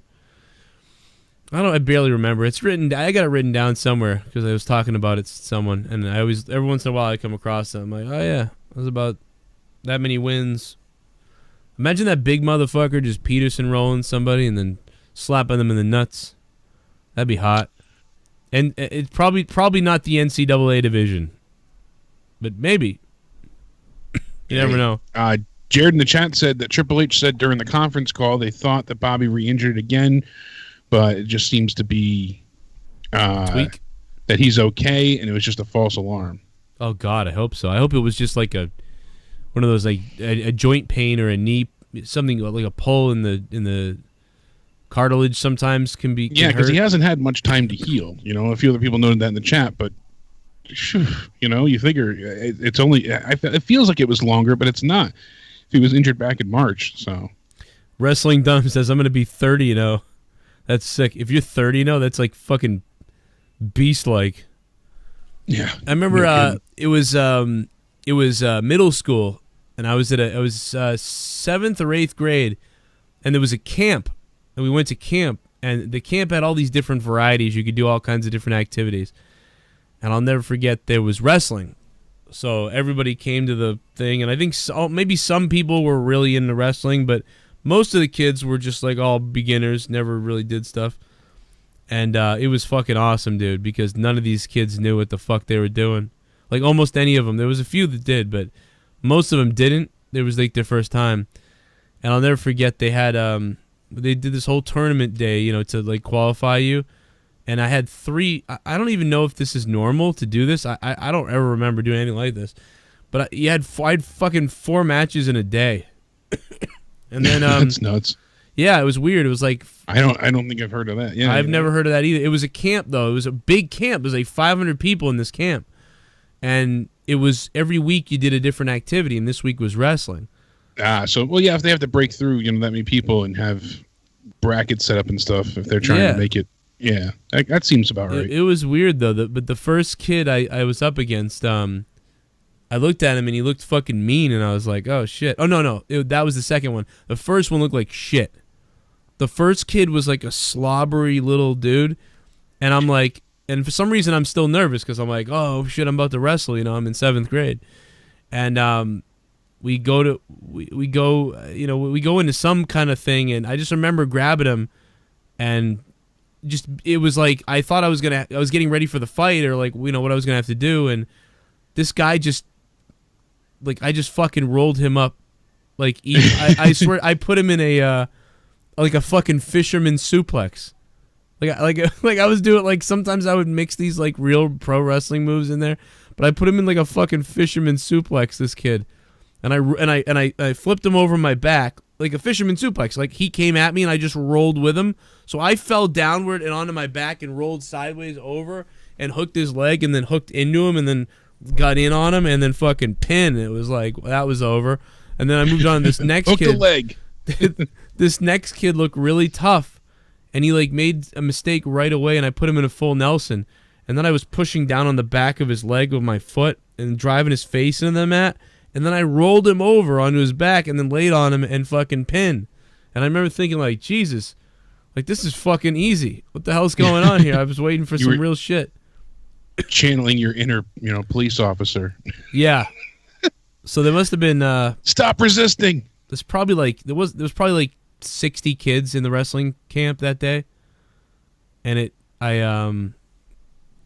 I got down to the final four. And what happened was when on day 3 they broke. So every day you come back, or every week you come back, and we would continue with the tournament or whatever it was. And on the final 4, I didn't go that day. In fact, I didn't go back to the camp again because something happened with my mother's job thing, and I had to go to work to do all these things. And they made me go into the camp. They were like, you have to go to the camp, and I didn't want to really go to camp. So like I didn't want to go, and then when I was there, I started liking it. And then they said, "Oh, now we're pulling you out." And it was 8 weeks into the camp, like, "Oh, we're pulling you out." I'm like, "What the fuck?" Like, I just did all this work in this fucking wrestling tournament, like, and now I don't get to do it. But I remember since that was a fucking happy story, sort of, I'll tell a real quick bad one. Me and my friend wrestled each other all the time. That was happy you got pulled out. I thought it was kind of happy because I didn't care. You were having some fun. Because I drilled 10 people. Yeah, I drilled through 10 people, and I don't know if I would have won because the other 3 guys were really pretty good. I guess one guy got a forfeit. Maybe they put somebody else who had lost. Maybe they put the guy who lost to me in the final 4. I don't know. I don't know what they did. Who knows? Who fuck knows what they did? I don't know. But I wrestled my friend Chris. He was a little bit bigger than me, but we wrestled like maniacs, dude. I don't remember the round or whatever was going on, but I remember the points were pretty close. The points were really close, and at one point he got me in some kind of move, some kind of hold, and I was fighting with all my might to get out of it, and I just couldn't get out of it, and I was fighting and kicking and whatever, and I seen the time, ticking down, and I was like, I need to get out of this now because I think I was down by a point or 2 or something like that. I don't remember now. It was 8th grade or 9th grade or something. 9th grade. It was 9th grade. And I'm like, dude, I'm going to and I was using so much energy that I've never used before trying to get out of this lock he had me in. And I was down by points, and I just remember struggling so furiously. And I got out of it for a second, then he put me down again. And I was like, I really got to get the fuck out of this lock. And I knew if I could get out of it, I needed to try to lock him, to pin him. And he just leveraged me perfectly. And as I was fighting to get out of it, I fucking passed out. Jesus. And it's so weird because I passed out, but I was fighting hard because he had me back on the mat. And so I was exerting so much force trying to make sure I don't get pinned. And I'm rolling around and doing all these things, and I passed out and got pinned, but I don't remember it. And I woke up like only like 13 seconds or something like that. I was out. Yeah, it's not a long one, but. And I said, I thought the time ran out, and I was like, oh man, I'm gonna lose by the points. And the guy was like, well, you got pinned. And I was like, I got fucking pinned. I was like, yeah, I don't remember what happened. I passed out, and then I got pinned. I was like, yeah. So I got fucking pinned while I was passed out. It's fucking crazy. Like, you are unconscious. But we beat the shit out of each other, dude, because like we're like wrestling, we're like pro wrestling fans, and we were real wrestling fans. So we were doing amateur wrestling, but me and my buddy kind of were like we were doing stuff that shouldn't have been allowed. I think even in Greco-Roman or whatever, it shouldn't even. I don't think been really allowed because we were like fucking really doing like everything we seen in WWE / amateur wrestling. Like we were doing multiple different things. Like I must have done a double leg takedown on him. Other than doing the figure 4 or something, like, you know what I mean? Like we didn't do that, but it was like it was like back body drops. Like we were beating the shit out of each other to where I was like, man, they're going to stop this or whatever because we're doing like fucking power moves on each, like we were running into each other and shit. But the guy just let it go. And I remember I have a picture of it somewhere upstairs. and it was fucking pretty cool. It was badass, except I passed out. And except you were unconscious. Except my buddy was in wrestling, and he would show off every now and again. He would do he would do multiple German suplexes and stuff just to feel his ass, and a little WWE nod at those points, and you just laugh. We were totally just making too a mockery strong of it. I don't know, man. It was good, though. I don't know. The wrestling coach seemed to like it for some weird reason. I thought he was going to be like, you guys are jackasses. But he was all for it. He was for it, I guess. I link you on Twitter, the interview on Twitter. Oh, Trey Garrow. Thanks, man. I link you on Twitter. Interview on Twitter. Trey, man. Trey Garrow. Thanks, buddy. Trey's always a fucking beast. Listen, we're going to get out of here because it's late as shit. Sort of, not really, but kind of. Getting ready for Corrupted. Yeah, I got to get ready for Corrupted. I'm going to do my 1 hour power nap and then get ready for it. Go mainline some cocaine. And Leah's coffee. out. Leah's playing Dungeons and Dragons by herself tonight. So hopefully she's going to come home soon or I'm going to fucking freak out. Fuck yeah, I got everyone's addresses, man. I got everyone's fucking addresses, man. Jake, you're on an island with a diva. Choose one. Oh, Joe, God. you're in a dark alley with either Lesnar or Chris Benoit during his last day on Earth. Choose one. Oh, my God. Well, I'm going with Lesnar because... You're going Lesnar? Yeah, man. Either way, it's a dark alley, and he's not happy to see Well, you. because Lesnar's last day on Earth, he's going to be like, leave me alone. Well, I think he meant you're either Lesnar or Benoit on his last day on Earth. So... Yeah. It's not Lesnar's last day. Oh, okay. It's just then I'd be in a dark alley. It's a dark alley. I'd be in a dark so one's alley. going to beat the shit out of you, and the other might just murder The other you. might hang me. I mean, no, but I go with no, I absolutely go with Lesnar because he don't like people. So if you crossed him in a Lesnar's dark just gonna knock alley, you out. no, Lesnar, if you crossed him in a dark alley, he'd just be like, he'd try to avoid you because he doesn't want to speak to an idiot.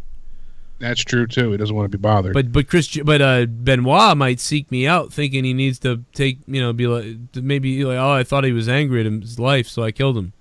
And so I don't want I don't want anything to do. He didn't tap out. Yeah, keep me the fuck I away gotta from pick a Benoit. diva. Yeah, go for it. Women's wrestler. All time, I'd go with Lita. Current roster, I'll go Bliss. That would be interesting. So small in stature, she'd disappear. I love Alexa's music, man. I love it. Sail away, young love. Sail away. All right, we got to get out of here. Seriously, thank you guys. I had fun. We went longer than most NXT reviews, I think, that we usually do. But we'll be live tomorrow night for the WWE Survivor Series. And in about an hour and a half, I'll be live on Corrupted on my Patreon. So come join us for Corrupted Podcast. If you're still hard and you just can't go to bed because all this shit that's been going on tonight, it was nuts. Thank you for everybody who donated tonight to support my show, support what we do. Follow Jake on Twitter at CountdownEnded on Twitter. Go follow me on Twitter, goddammit. I need to get back to fucking 3,000 followers at least. That's right. We got to build your following back up. It's at CorruptedPod on Twitter, at CorruptedPod. Instagram is Instagram.com/Joe Cronin Show. And my Facebook for the Joe Cronin Show is Facebook.com/Rage Internet Radio on Facebook. Facebook me, facefuck. What a great show. 9 out of 10 from me. Jake, did you give it the same? Because you were pretty close in all the ratings. You give it the same rating as me?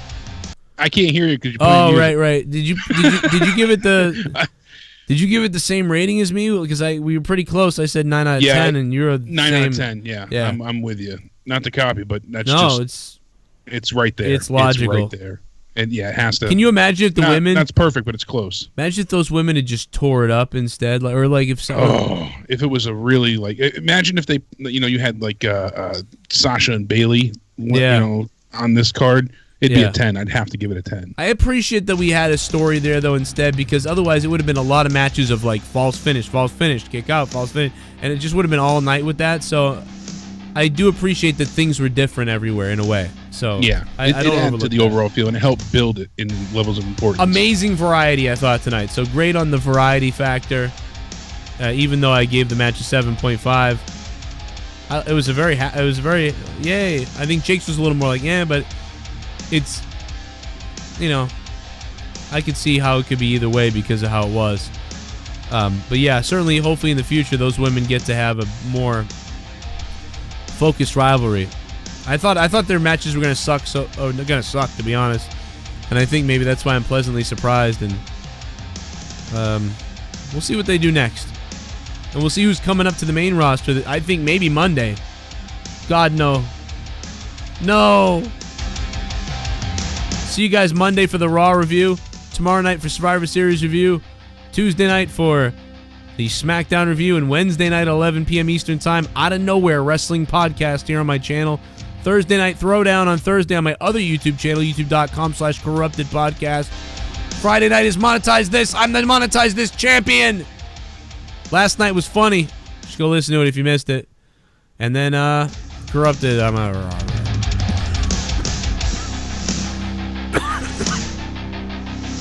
said, are you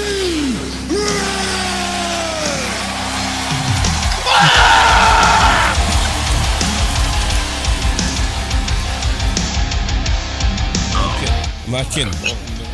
I had a great time when we went to Boston. Your wife is fucking first rate. Or your girlfriend.